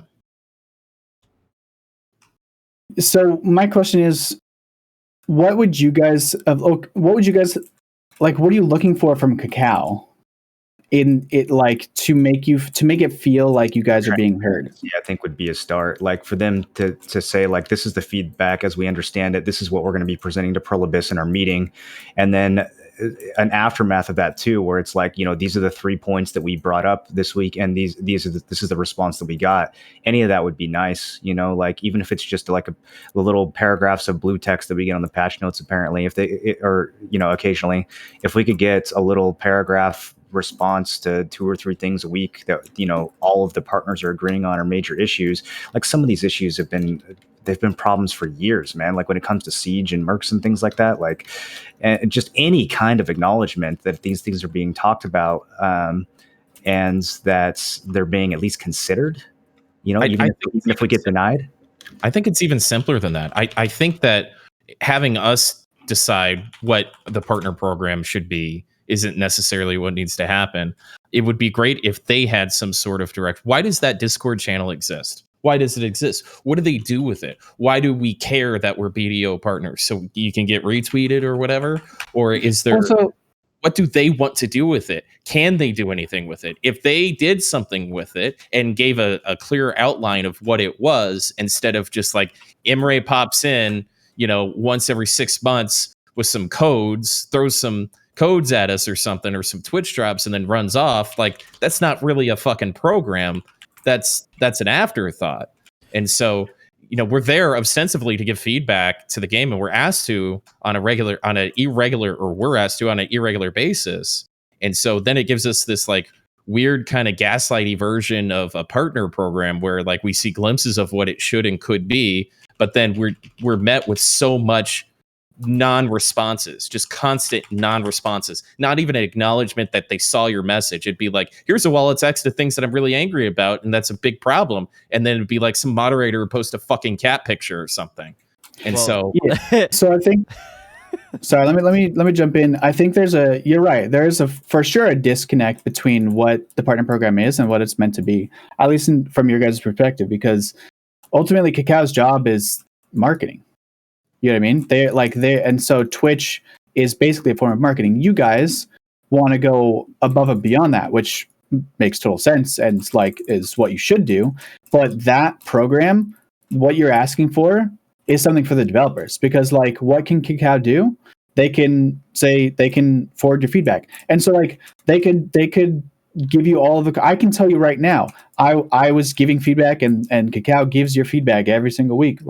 It's heard, it's put in. But the thing is, if there's a confirmation, you'll see it in patch notes. Same as. Yeah. Same as nobody has said that though, GVG. Nobody has said what you just said. Well, we can see that pretty easily though. Feedback that we're giving for years and we don't see it in the patch notes, aren't we to just then conclude that Kakao giving our feedback is a useless endeavor and we should stop offering it because we're wasting everybody's time, including Kakao's? I mean, yeah, if you want to give up, my point is what is the other option? Yeah, their option is their option is impossible, which is getting them to rewrite the contract between Pluribus and Kakao Games, and that's just not going to happen. I just don't think it's a contract thing. I think it's people that are not doing their job to the fullest extent. And I honestly can't figure out if it's Kakao or Pluribus or some combination. There's clearly ways that feedback from other regions can pierce to Pluribus, because there's been big issues in the game where they've caught fire on Reddit or something and they've gotten fixed. So obviously when that middleman gets skipped and when the devs actually see that there's an issue, they're willing to fix it. But there's some cloud where the communication is being dropped and I can't tell where that is or how to improve it. Well, it's very simple. Pluribus hates Kakao Games, but they have to work with them because it's the best deal business wise. Well, it's not even that. It's just I'm telling you guys basically that Kakao, the drop in communication is not in Kakao. Sure, there may be times where it is, but overall for these, just giving feedback week over week and normal things, the drop is not there. The developers are basically kings. You can't talk to them. So if they agree with something or if something blows up on Reddit that they happen to see, yeah, they'll notice and they'll do something. Sure. Yeah, I mean, the way I treat Kakao Games is I treat them, like you said, as a marketing group, right? We see them did Twitch drops. We see they also got XQC. We've seen them work with streamers in order to promote content. Through the insinuation of getting costumes out and trying to do promotional events to get people into the game, giving out free game codes. Everything they've done that is done very well has always been centered around marketing. And anything they've done bad at is always centered around feedback. So that's just that's how I handle it. And I think you're misunderstanding what I'm saying. I'm sorry to cut you off, Potion Shop. Oh, you're fine. I understand what you mean with communication, and I fully agree that I doubt that the drop of communication is coming from Kakao Games. That I can tell. What I'm trying to say is that Kakao Games, in my interactions with the employees specifically, I can name them specifically by name, have bad business practices with being professional or courteous with responses to the people that they are tasked with communicating with. They do not communicate well together or to the community. If your job is a community manager and nobody knows who the fuck you are, you're a failure and you're a waste at a company. You're a waste. True. There's a lot of waste. CM Cabs might as well be CM fucking empty desk. Who the fuck is he and what does he do? Absolutely nothing. Ever. I think he's made 2 forum posts. How the fuck is that guy a community manager? Nope. That's probably the first time most people on these hundreds of people listening have even heard that name. How the fuck is that right? How is a streamer manager who doesn't respond to the streamers when they ask direct questions about partner program, how is that guy competent? So it's not communication from the where I'm coming from. I don't want to talk to you so much about the Cacao Games Pearl Abyss thing because I think that's painfully obvious that there's something lost in translation or whatever the case is, and that's not necessarily that person's fault. What I'm upset about and why I refuse to have a partnership with this company is because it just professionally they're inept. No comment. I can't tell if they how much of it is ineptitude and how much of it is structural. I genuinely can't tell, which is why I'm always trying to figure that out in these conversations. It feels like a combination of the two, but I don't know what the percentages are. Yeah, I'm not going to speak to individual ineptitude, but I that's why I said I would say a large portion of the problems are structural in boiled down to structural issues in one form or another. We're just sort of doomed into this cycle until the contract ends and PA decides that it's time to self-publish in AEU. What do you guys think? That's absolutely what I think. I think it's been 4.5 years and it's barely improved. Every once in a while, there's a glimpse of hope, and then it just goes right back into feeling ignored for. So I mean, if once every 6 months, we'll get something through. Well, let's actually look at the big picture here, right? Big picture. Originally, the game came out, no partner program. Right now we have a partner program. Originally when it came out, no Discord. Now they have a Discord. Is it partner program in Korea? Kind of have a partner program. We barely have a partner program. And we dragged them kicking and screaming. I literally showed them the ropes on how to do. I'm just telling the facts, all right? You don't have to like them. This is how they are, all right? I'm laying it out. They made a partner program, sucky or not, it's there, all right? They had a Discord. They created one. Or didn't have one. They created one. They have a partner channel in there. They occasionally answer my questions. These are all improvements over what we've had in the past. Is it good enough? No, probably not. Is it fast enough improvement? No, especially when you compare it to Elon Musk. These guys look like they're turtles, bro. But honestly, there have been improvements.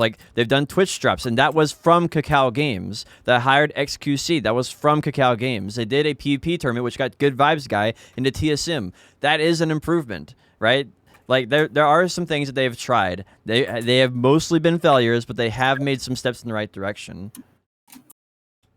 So I want to have a positive note in there. I'm always ranting and stuff, but I can't offer a lot of critical feedback on this because most of the problems are structural, internal, which I have no control over, and they will never change. So it's good to shed some light on my the positive suspicion, stuff. and I don't know if Vibes can confirm this or not. My suspicion is that when it comes to things like the Black Spirit League and TwitchCon, that was higher ups at Cacao giving them that direction rather than initiative taken by people lower in the company. Yeah, wasn't that Rick did that, right? Now he works for PA. That whole thing was him. He was the marketing director at Cacao. No, actually, it was PM Cool. Was it really PM Cool? He's so good. I love that guy. He's pretty really cool. Yeah, no, that's why. Honestly, I love the people that I work with at Cacao. They were great, and they did again. Cacao is not the developer, so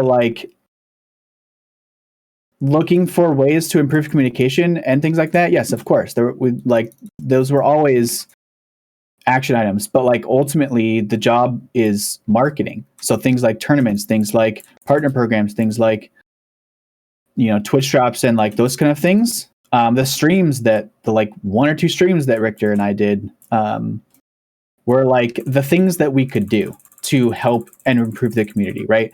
So, and OnLive recently did another he put together a whole event for some EU streamers and stuff, which is pretty cool. And that's what they can do, and that's what they're supposed to do. You know what I mean? The job of the developer is to listen to feedback and make adjustments to the game. The job of the publisher is to make sure that that feedback is heard and to help market and run keep servers up. Makes sense to me. Yeah, I'd say the two things they do the least good job at is the partner program and servers. I think the angle they should take for that is they should, to improve the partner program wants an element of feedback to Pearl Abyss.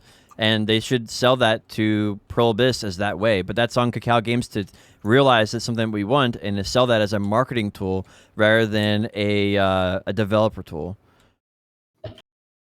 This may come as a shock to you, Potion Shop, but not everybody wants to hear your opinion all the time. Listen, they aren't ready yet. Yeah, it's very clear that either Pearl Abyss does not respect the feedback of NA in general, or Pearl Abyss does not respect Cacao as the filter that brings them that feedback. Feels more like the second thing, since apparently the feedback library actually works. But there's nothing we can do about that as players. Like you said, it's like, yeah, sometimes you win battles, sometimes you lose them. And so sometimes like your feedback was heard and it's fixed very quickly. Sometimes your feedback goes unanswered for months. It's like, I mean, that's the way with any game though. Something new.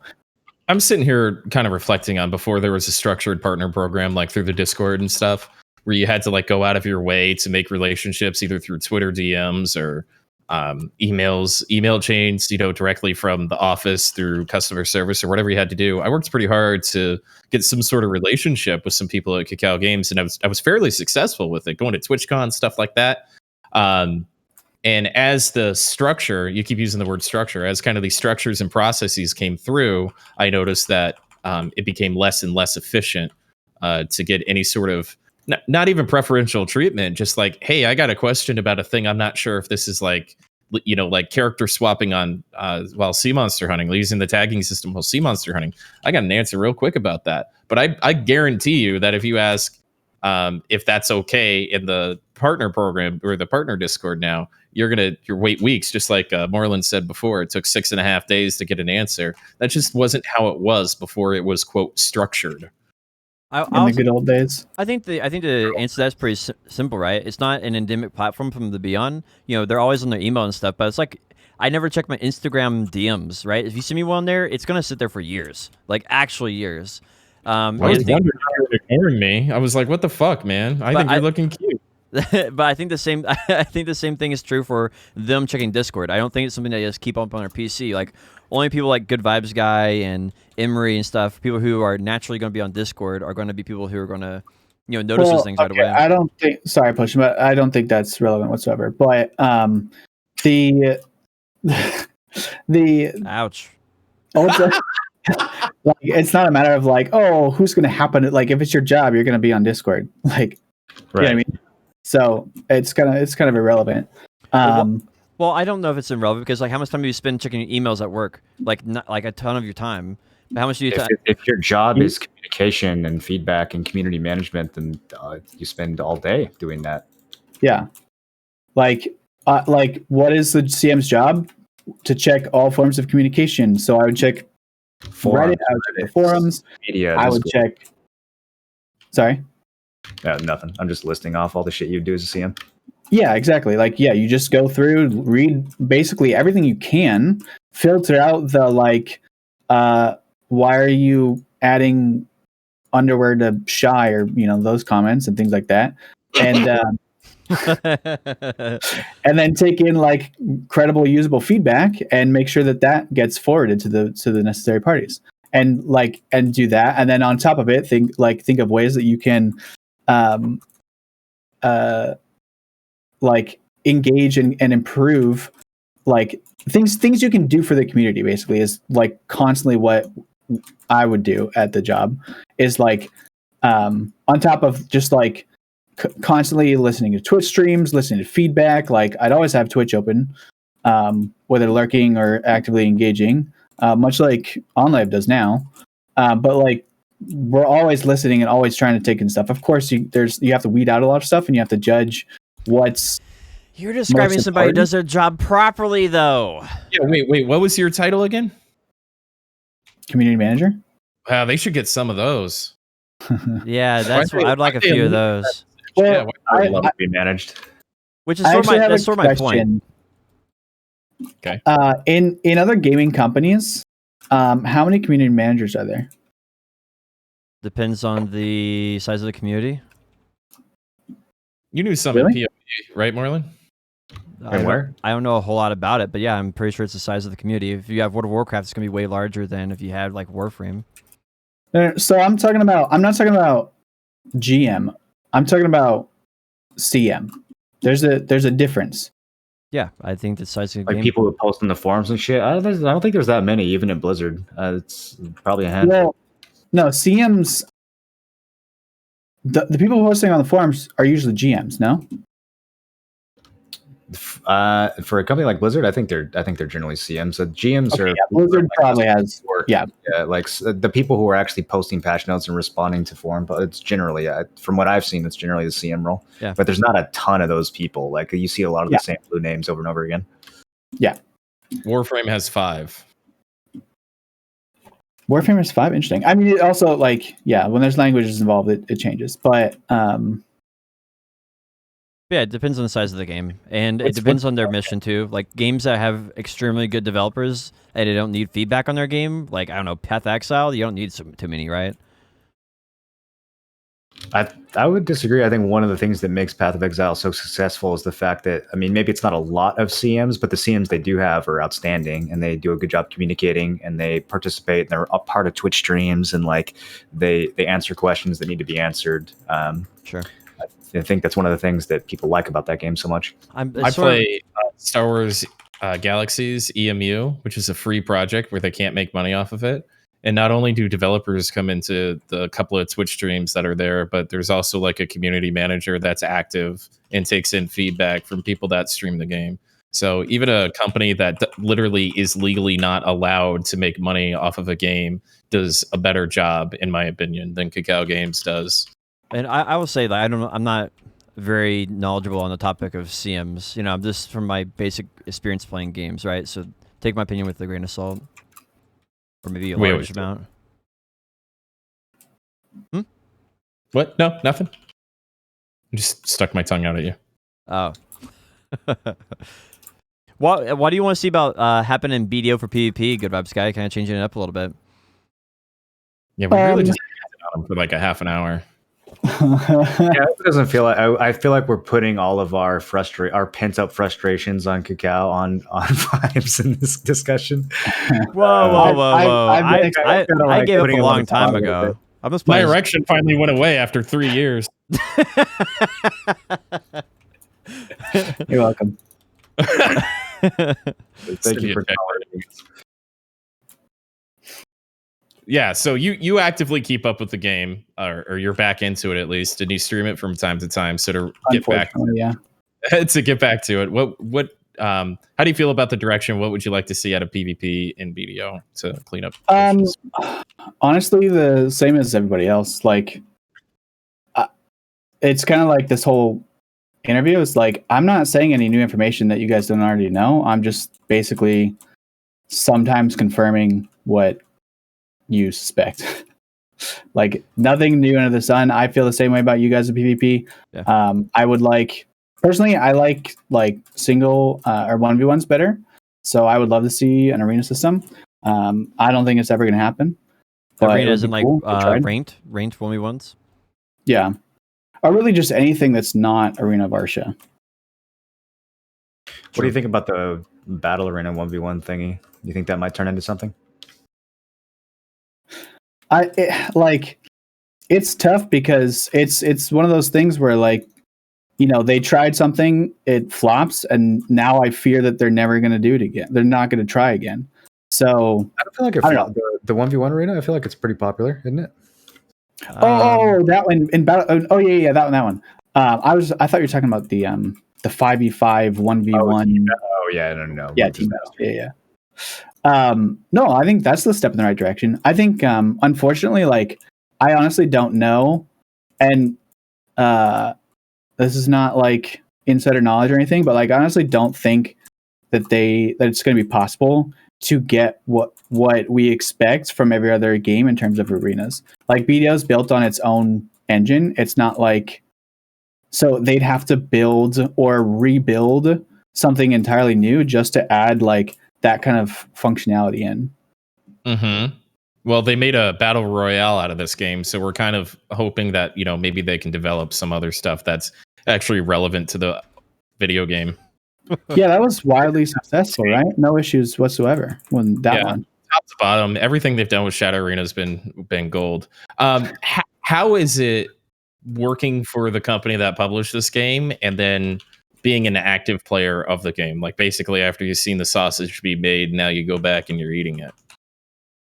While I was there, honestly, it was great. I'd go in, check my one email a day. No, I mean now, like what's Oh. like just being a player after you've seen how the sausage has been made. It's the same as before.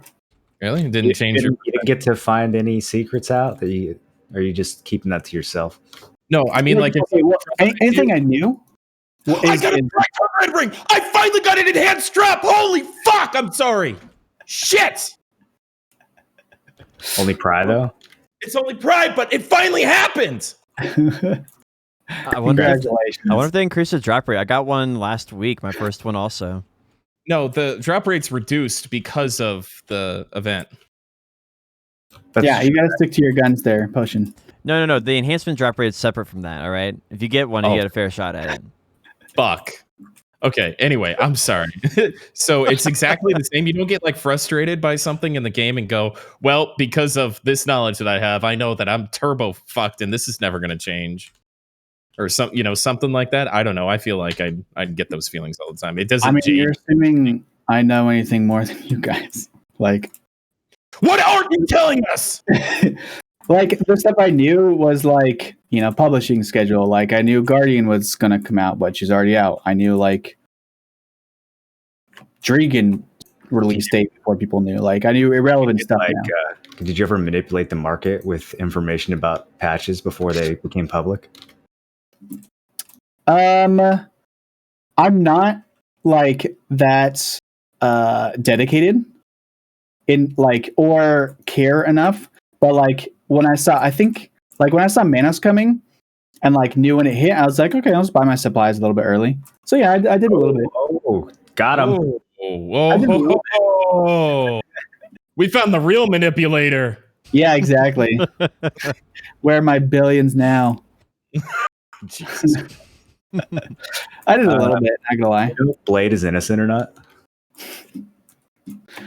I honestly, He's 100% guilty. All right, it's just say it. No. Okay, so I wasn't even around during his ban. First of all, I was hired after the fact. That's okay. So what about those coffee room conversations? What? What about those break room conversations? All right, what about those? Yeah, I mean, honestly, I don't know. I know more sides of the story and more information than some other people, but even with that, I still don't know. Did they actually figure out what the bug I know what happened. Did they make that shit up? I know what happens, and I can't say obviously, but it's let me try to ask a very specific question. I'll see if you can answer this. Okay. They said that the way the exploit worked, there was no way that you could do it on accident. It had to be on purpose. Do you agree with that, or do you think that's them not understanding the game? Oh, I have no idea. That's why I'm saying like I know the stances, like the internal stances and stuff, but even with that knowledge, I don't know what the truth is, basically. Damn, because okay. I wasn't, like I said, I wasn't there during the time, so I don't know what information was like pulled or used to like make the decision. So I have no idea. I've never seen one man get so upset over a 3-day ban. Dude, if you think it was just a 3-day ban, you are delusional. Yeah, I think it was a little bit more than a 3-day ban for that guy. Well, it's not from Cacao. Wait, for Blade? They gave two guys a perma ban and they gave Blade a 3-day ban. People were like parents and shit, dude. Yeah. It got a little bit bigger than a 3-day ban. People took it so unbelievably personally, and it like pretty unarguably destroyed his BDO career. I mean, the guy who talked about it the most is Blade himself, and the quickest way to make a rumor die is not talk about it. So that's such a fucking retarded take, dude. I'm gonna have to just slap that in the face right now. You're being ridiculous. You have no idea what happened if that's what you think. I was here for the entire thing. Well, that's why I keep bringing There's up. no way that you've been paying attention if you think that this is all because Blade was talking about it. Like forums, Reddit, everybody witch hunted the fuck out of that guy. There's no way this was not a ignore it and it'll go away situation. Like, come on, to give me a break. Because what happened was basically like Blade was debatably one of like BDO's greatest like knowledge sources, and like people went to him and like trusted him, and essentially Cacao severed that trust between him and the community, and so people were pissed. Like people were pissed that like this person that they'd been following and for forever could be like fake and like have ill-gotten gains or whatever. And so like people took it way more personally than any human being should, in my opinion. But plus there's just something about Blade where like a certain subset of people want an excuse to hate him, and that gave them the perfect reason for it. He handled that whole thing real bad though too. I think He that's did handle it bad, but I mean to say that he should have just like shut up and it would go away is very silly. It's Yeah, not, well, it's not shower press. it's not a good time to argue about that kind of thing. But that's literally what all businesses do when they have a problem about it. They issue an apology statement and they never talk about it again. And then time heals all wounds. As long as you don't keep opening Except them up. for the people who get fired and have to work at McDonald's because they lose their job at their corporation. So I mean, it's a little bit. It's not always just be quiet and it goes away. I really like the idea of like going to the water cooler at Cacao Games and like PM Cool's sitting there just like, yeah, so that Blade ban, holy shit. So since you worked at Cacao Games for a year, do you know who shot Kennedy? Yes, actually. I need to know that information. It's pretty important. Potion, you can't ask that question. I'm gonna have to send you a document later. Man, that's like the third one, bro. They keep telling me I can't talk about this RNG stuff, and then Jesus. it's a mess. Every time I do it, they send me another email about it. It's ridiculous. Are you an organ donor, Potion Shop? I think so. Let me check my license. Vibes, do you feel like you have a legacy at Cacao? Like, do you feel like you were able to make an impact in the long run, or was everything just too static by the time you got there? Well, I'll be immortalized in Cacao's 30th anniversary video, so that's cool. Oh yeah, that was good. Did you like that? I did. That was well We made. stayed up. I actually really liked that project. We stayed up till like 2 a.m. several nights in a row working on that. And like putting that all together. That was actually a lot of fun. It was a lot of work, but it was a lot of fun. And it was like stuff like that was right. As I'm not a developer, right? I don't write code. I don't like fix the game, but like I can do that. I can provide like some things to the community to make them happy. And like honestly, that's what a lot of people at Cacao are striving to do. Like OnLive, right? Of course, they do the basics of running the game and providing feedback, or like making sure the feedback gets to the right people. But like that's the kind of stuff that we can control and like we can do to actually improve and help. Richter used to stream snipe people on his work account. That was fun. Oh wait, my one screw up at Cacao. I think you should know this, but I was on my GM account on the live server. I remember this. I know what he's gonna say. Yeah. Do you want to say it? No, it's your story. I may or may not, because like there's a lot of feedback and rumor and speculation at the time about an item that now is revealed into the game as existing and having attainable ways to get. But at the time, I wasn't sure exactly how it worked. So I wanted to test it out to see if I could... You do know secrets. You were lying to us earlier. I totally forgot about this. Yeah. Well, it wasn't a secret. The cat was out of the bag pretty quickly. But so I was exploring and trying to figure out a way, like, okay, what can we do to this item to make it better? Like make it, not a meme in the game. So I spawned the items on my GM account and made it. But when I made it, it sent out a server message saying CM Good Vibes guy has obtained the merchant ring. And then my heart literally like dropped. I got that because screenshot somewhere. Someone posted a screenshot in chat. Let's go.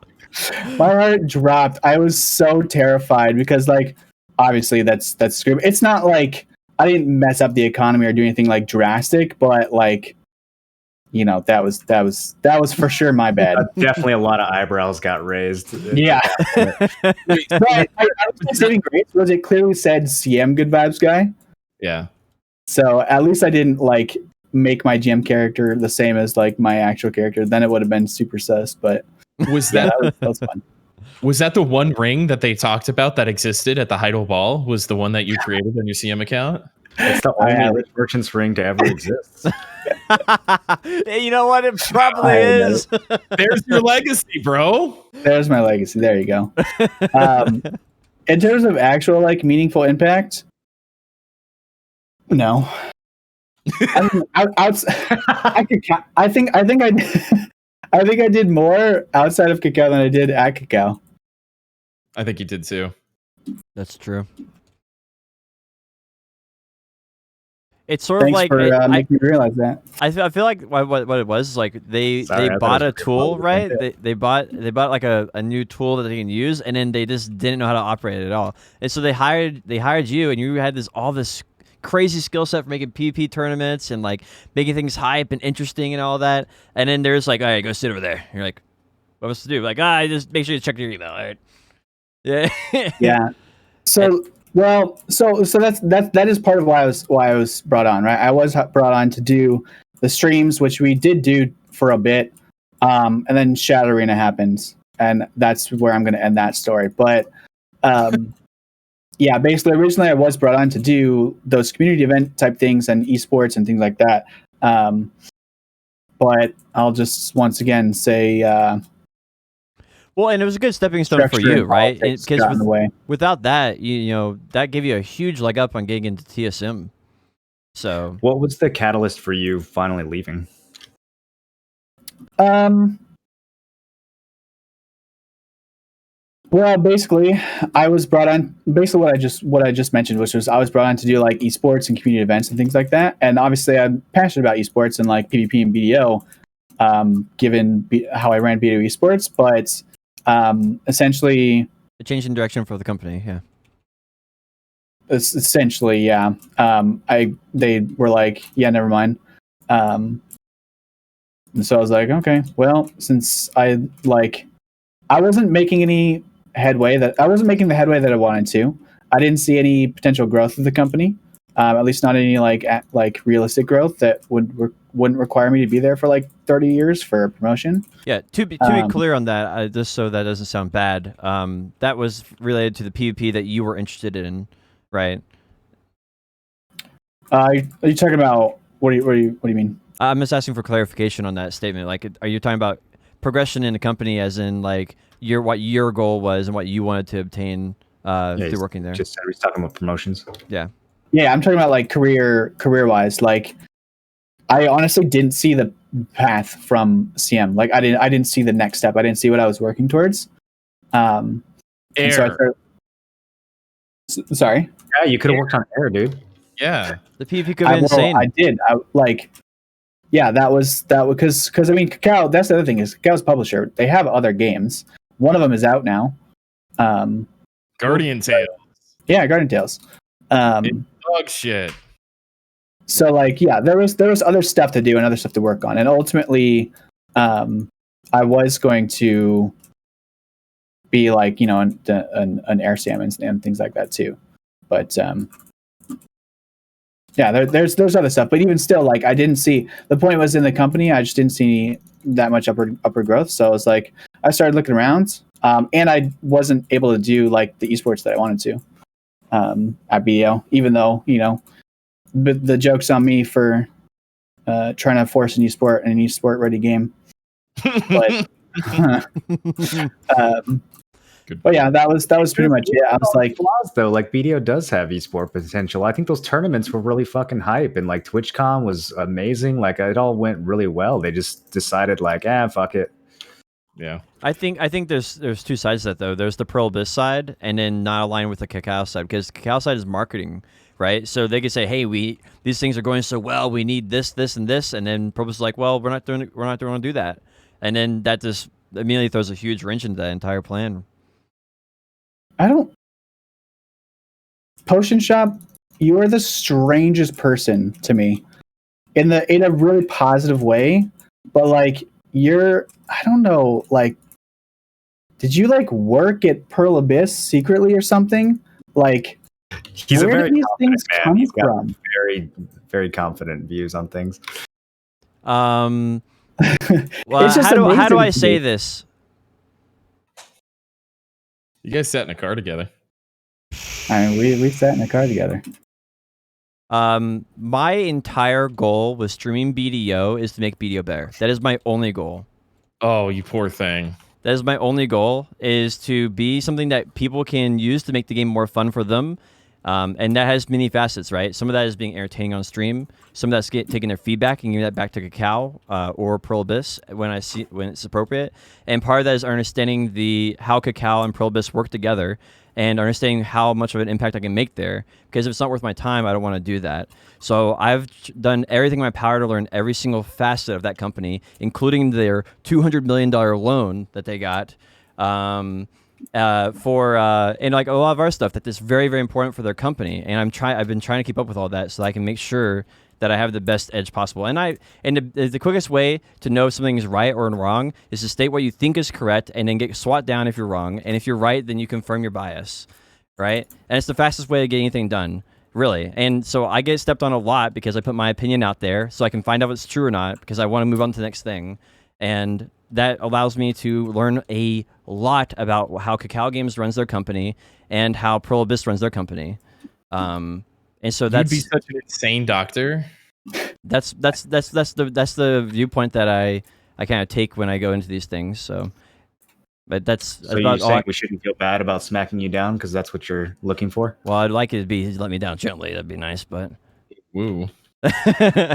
You said smacking. That was your word. Yeah, it was. You said no. He said spanking. I said that's the reason why I get smacked down. I think he said whip. But I didn't mean that I liked it. All right. Doesn't mean I like it.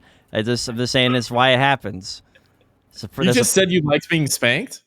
You guys are out of control. Well, I mean, why do I expect? Honestly, I ask for it with the way I interact with you guys. You're just asking to get spanked. Is that what? I mean, when's next TwitchCon? Aren't we getting a room together? This is a family-friendly podcast. 0 CPM. Anyway, it's that's my viewpoint on it, and on spanking. Yeah, exactly. So, sorry, I derailed us. I forgot what the original topic was. I think we all forgot at this point. Yeah. Mission accomplished. Do we want to touch? Is there other games or anything? There's a little bit of other game news. I started playing Genshin Impact. It's actually not. Yeah. Yeah, I did. There was, a lot of my friends, my real close friend Lucari played a lot of it. I heard he spent a lot of money on it, and I'm like, well, I've got a couple extra $1,000 to throw at some. Listen. All I need, Tim, is for every dollar you spend on that game, I need you to spend $1 on my stream.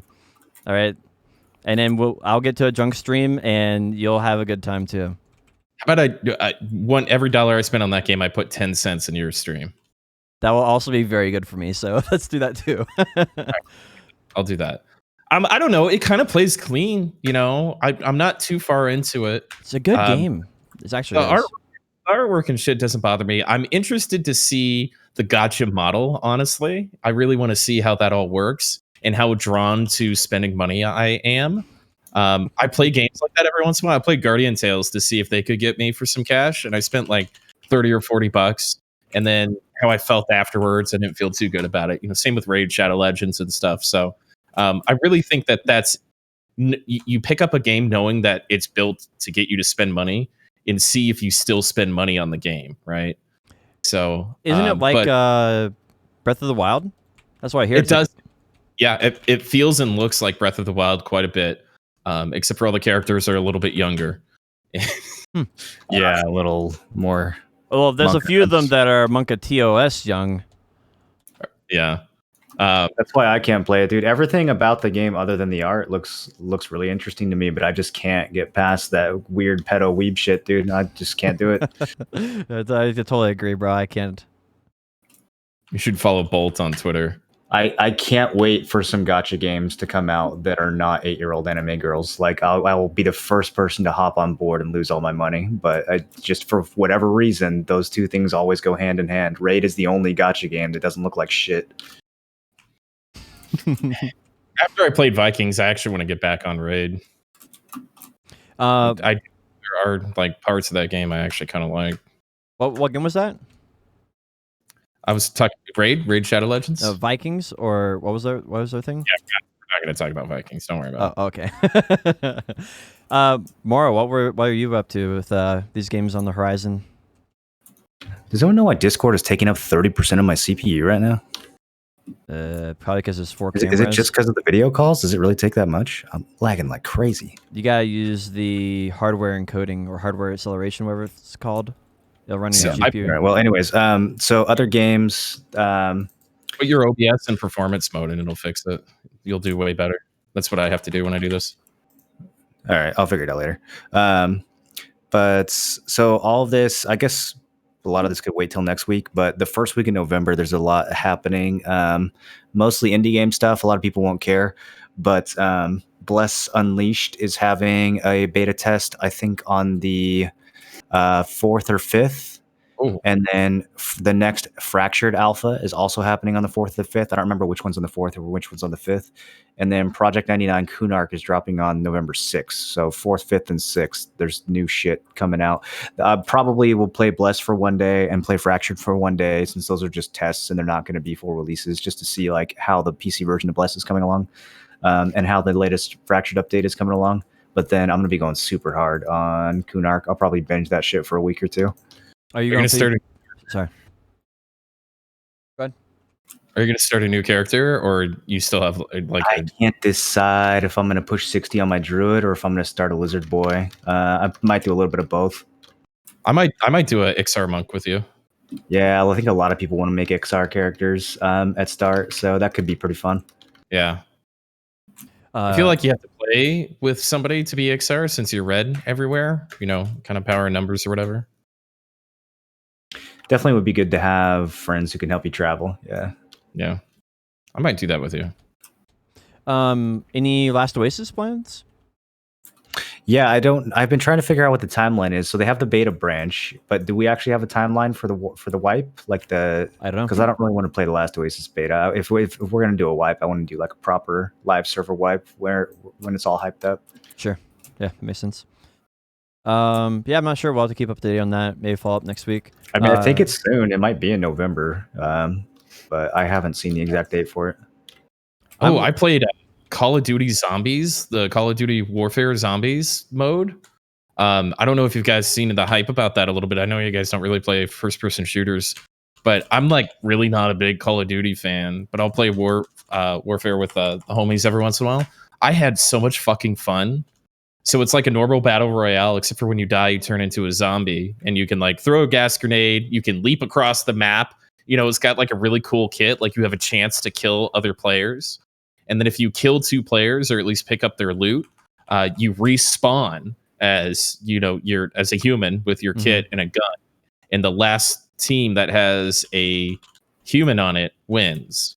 And it's wild fun. I'm actually really surprised as far as like a Halloween event for Call of Duty goes. They hit that shit real well. You like the jump scares added in too? Yeah, and the jump scares. Oh my god, it got my friend so bad. We were just playing, right? Oh shit! Fuck! He just lost his shit. I'm like, are you okay? Yeah, they're pretty gnarly. I played a little bit last night. It's fun. That's my horror game for the month. Yeah. That's awesome. Good vibes, guy. What are you looking forward to? Sorry, say me? Yeah, what are you looking forward to? Stardew Valley getting an update on November 3rd. Looking forward to that. Such a good game. I'm not even memeing. They're adding co-op split screen, and I'm super That stoked does for it. look interesting. I'd rather clean my That's one of those games where you can just lose like 1,000 hours of your life, right? Yeah. Yeah. I've been I very don't get- careful not to play it too much. Just like barely try it. I don't get that shit at all. You guys are crazy. I'm looking forward to Destiny 2, Beyond Light. Not playing first-person shooters and all that. But yeah, I'm looking forward to that. I don't know. I was interested in Destiny for a spell, but It's just a game that it requires you so much effort to get invested into it, and I think that's the like barrier to entry. I kind of heard the opposite. It seemed like you catch up really fast, and then it just sort of becomes like a weekly quest simulator, and there's not much else to do. Well, Right. yeah. Well, the hook, line, and sinker is like the storyline and the immersive like universe that they've built. But in order to understand that, you gotta go watch like YouTube videos for like the last like 6 years of storyline, and that's how you actually get hooked on it. So. That's I don't know. That's not what I've heard. Or I've you heard get it's like pretty or you good get like too, a but- group where they throw like a raid and you do the raid and stuff. That's another way to get hooked on it. But that at least that's for me. That's how I enjoy it, and I can't speak for everyone else what they get hooked on. But I like the story in the raids. I'm pretty into BDO right now, man. I took a nice break when I took the week off the podcast and stuff. I didn't play video games for like 5 days, and getting Fallen God off the marketplace and having some couple little lucky things and the drama around shit happening. I'm kind of in a good spot mentally and having fun with BDO and get my grind back on and stuff. And so when it's like to take on another major game, like I boot up Star Wars Galaxies or Genshin Impact in my free time, and I'm just kind of waiting for a couple cool things. I really want to play another game with you guys. I can't wait for like Last Oasis or something to come through where we can, like when we've all played Last Oasis on Tuesdays for a couple weeks. That shit was so much fun. I really want to get back to doing something like that, but because BDO is a social interaction drought, so I'm kind of craving playing some games with you guys. I've been trying to You get want to hop on Fractured for a day when the alpha drops and check that out? Did you see it at all last alpha? No, I didn't. I either want to play Blessed Unleashed or I want to play one of those 3 games with you. I'll pick the one that you're going to stick with the longest, and I'll invest some time into. Well, Fractured's not going to release for another 2 years. Like this is literally like Alpha 3, so they're still a long way away from release. Bless Unleashed is actually going to release next year, and I mean it's going to be one. It's not going to be a game I like play long term. It's going to be like a WoW style thing where you play it for a couple months, you get bored, and then you come back when there's an expansion. It's going to be like a side game. It's not going to be something I take super seriously. Yeah, I'm good with that. I'm just something. I want to play a game with friends. It's a fun game to play with your homies, though. Like the way they split group XP and stuff is really good, and group loot. It's kind of like New World, like playing with your friends in New World, except the XP actually splits properly, and everybody gets loot, and it's just like a cozy theme park. They did a pretty good job with it. The main thing that I'm looking to see with this upcoming beta is if they've managed to clean up the UI, because porting the console UI over to PC, from what I heard, was they did not a good job. Yeah. So I'm hoping that's been improved. They've called that out and acknowledged it. So I'm hoping that they improve that with this latest test. Did you guys see everyone in chat who's fucking spamming me like they do every other week? This is not Bless Online. It's a different game. I know they have the same name. Just try to use your brains. It's a new project and it's actually good. Isn't the publisher very different from Blessed Unleashed console and Blessed Unleashed PC though? Yeah, the publisher I've heard bad things about. I don't know what to make of that. I don't know if there's going to be a different cash shop, but the cash shop on console was like completely fine. So, I mean, they could add new stuff, but I haven't seen any evidence of that so far. Okay. Did you guys see the New World patch that came through? They fixed a lot of shit. Wait. Is that NDA stuff? No. There's the alpha that they're going to be testing. They patched out the hatchet. So if you get stun locked for 2 or 3 hits, you can tumble away for free. It doesn't matter what your stamina is, you're allowed to tumble away for free. And they gutted Berserk. They just absolutely gutted Berserk. They added a spear, and they basically took all of the common feedback that everybody was talking about, that we were actually all talking about on our streams, and put it all into the game this time around. There wasn't any like massive sweeping changes. It was a lot of EXP stuff. It seems like they may like the game how it is with the PvE griefing. I don't know if they're really going to touch that in the near future, but hopefully they do. But as far as like balancing the experience and the skills for the teleport distance went way down and the cooldown went way up on the life staff, stuff like that. So as far as combat balancing, I think they went a long way, but I think they still need to answer to what they're doing with PvP. But it's a massive step in the right direction, I think. Yeah, absolutely. It sounds like it. That's exactly what I was looking for a lot of those things. Do you know if they made it where the cooldowns are independent for each one and they continue? Yes, they did. Yep, they're independent per the That's weapon. huge, actually. That's huge. Oh, that's I could hear about that. good. And then pull out your siege hammer. Yeah, it's going to be way more intense, actually. That's going to be so good. And I like that because it makes it creative, because that way you can use different builds and combos and stuff for fun. Yep. I want a long-range bow Still, somebody. the problem with that game is even if they improve the combat drastically, which it sounds like they're doing a decent job of, even if the combat's really good, the like meta combat is still going to be trash. Like, who cares if there's really high skill ceiling if the point of winning a fight is just somebody spawns a town 2 seconds away? You know what I mean? Like when we dominated those guys in Weaver's Fen that one time, and they just kept Zerg spawning at the safe zone and like trickling out. Like it was, I don't know, it was just dumb after about 20 minutes. Like there was no win condition. Yeah, I agree. But it was a lot of fun to farm those idiots for 20 minutes. Yeah, for 20 minutes it was really fun. But I just trying to see that game as more than like a 3-week game on release. They've got to give us some more meaningful consequences to world PvP and some bigger objectives besides just spam repeatable quests for 5 hours. I think certain grind spots being claimable would be really dope. So you claim like a spot and you just farm the mobs there for a while for like some special drop, but you have to claim it and fight over it, and then once it's claimed, you got it for a while. No one else can compete with you. So I'm excited. I'm excited to play the Tim Allen character. The second coming of Christ for New World, kind of. That's really what I'm excited So it's gonna be so good.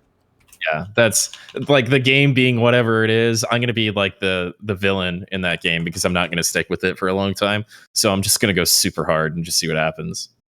Yeah, I mean, I think that was really fun the first time. It made the server very alive.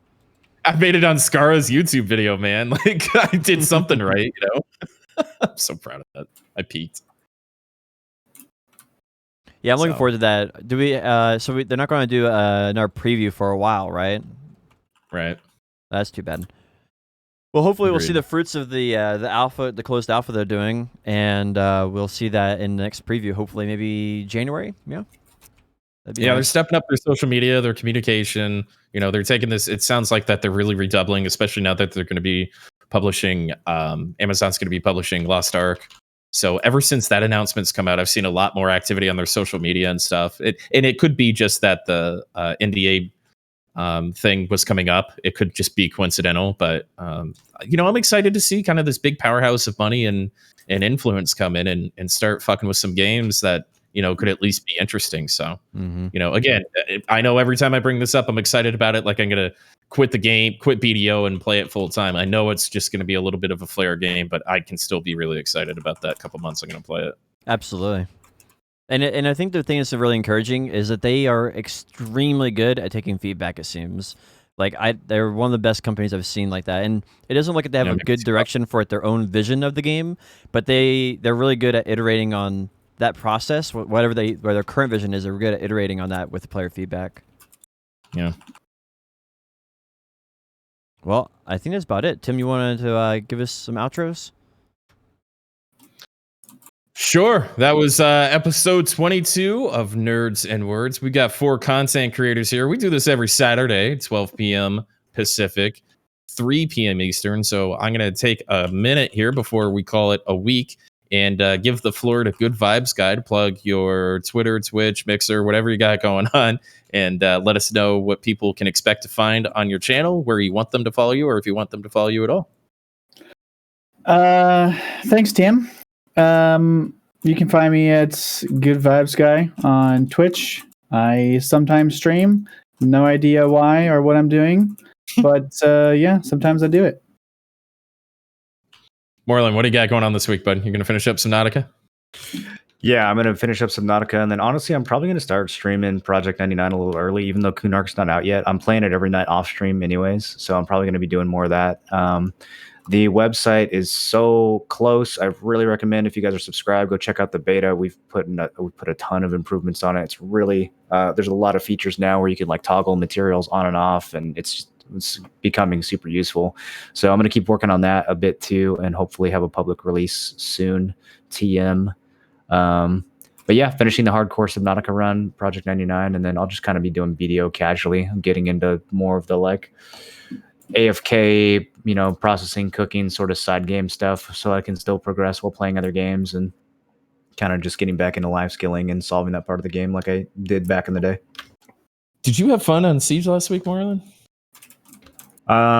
Yeah, I mean, I think it was like after it switched to be a 1v2 and we had to turtle, it was pretty fun. I'm still frustrated just with the overall performance of Siege and also with my own PC. I keep wanting to like buy a new video card and they're all sold out, and I don't know, just I think if I could get a fresh PC that ran better, I'd enjoy Siege a lot more. Cool. Potion, how about you, man? What's going on in your crazy world? So I'm currently doing a big test at Thorn Forest. I'm trying to farm 500,000 trash loot, and then I'm going to make a calculator. People can type in their trash per hour, and then they'll tell them how much money they're making. Because the problem with that grind spot is low AP players grind there, and they get like 4,000 trash, and high AP players get like 7,000 trash. So there's a big disparity there, and that's all with the same settings. So I'm trying to make a calculator for that. And that should be nice. Trying to get the drop rate average for the rings, which has not been nice to me. So that's what I'm doing this week. Other things, working on gear, trying to get back to full pin armor. So that's like another thing. So I can stop feeling like I'm stupid. I have all these nice accessories, and my armor looks like garbage. So try to fix that, and that's about it. That's me this week. So for me, I'm streaming as much as I possibly can. We're doing a lot of BDO. I think all I'm really streaming is BDO. I may pull up a Genshin Impact once or twice this week. We'll see. I like to bait people with other games and never do them. But we're going to finish grinding out the Tab Black Star. I'm applying to new guilds. It's probably between Barcode and Villainous. I'm going to see if I can't Merkin for Siege again tonight. We ended up doing the Norelio Siege podcast last week, and it was the train wreck that I expected it to be, but it was fun kind of doing that. And so I'm just really into BDO. Got my first enhanced accessory drop just moments ago. Can't wait till I get a duo. So that's what I got going on. Come on through. We're listening to a lot of jazz on the stream lately, and because I don't think there's going to be a whole lot of 105-year-olds going after me for DMCA claims on jazz standards from the real book, but we'll find out. So that is Nerds and Words. Thank you guys very much. Good vibes, guy. Thanks for coming through and treading some lines there and giving us some insights. I do appreciate it. Come back sometime whenever you want, buddy. All right. See you next week.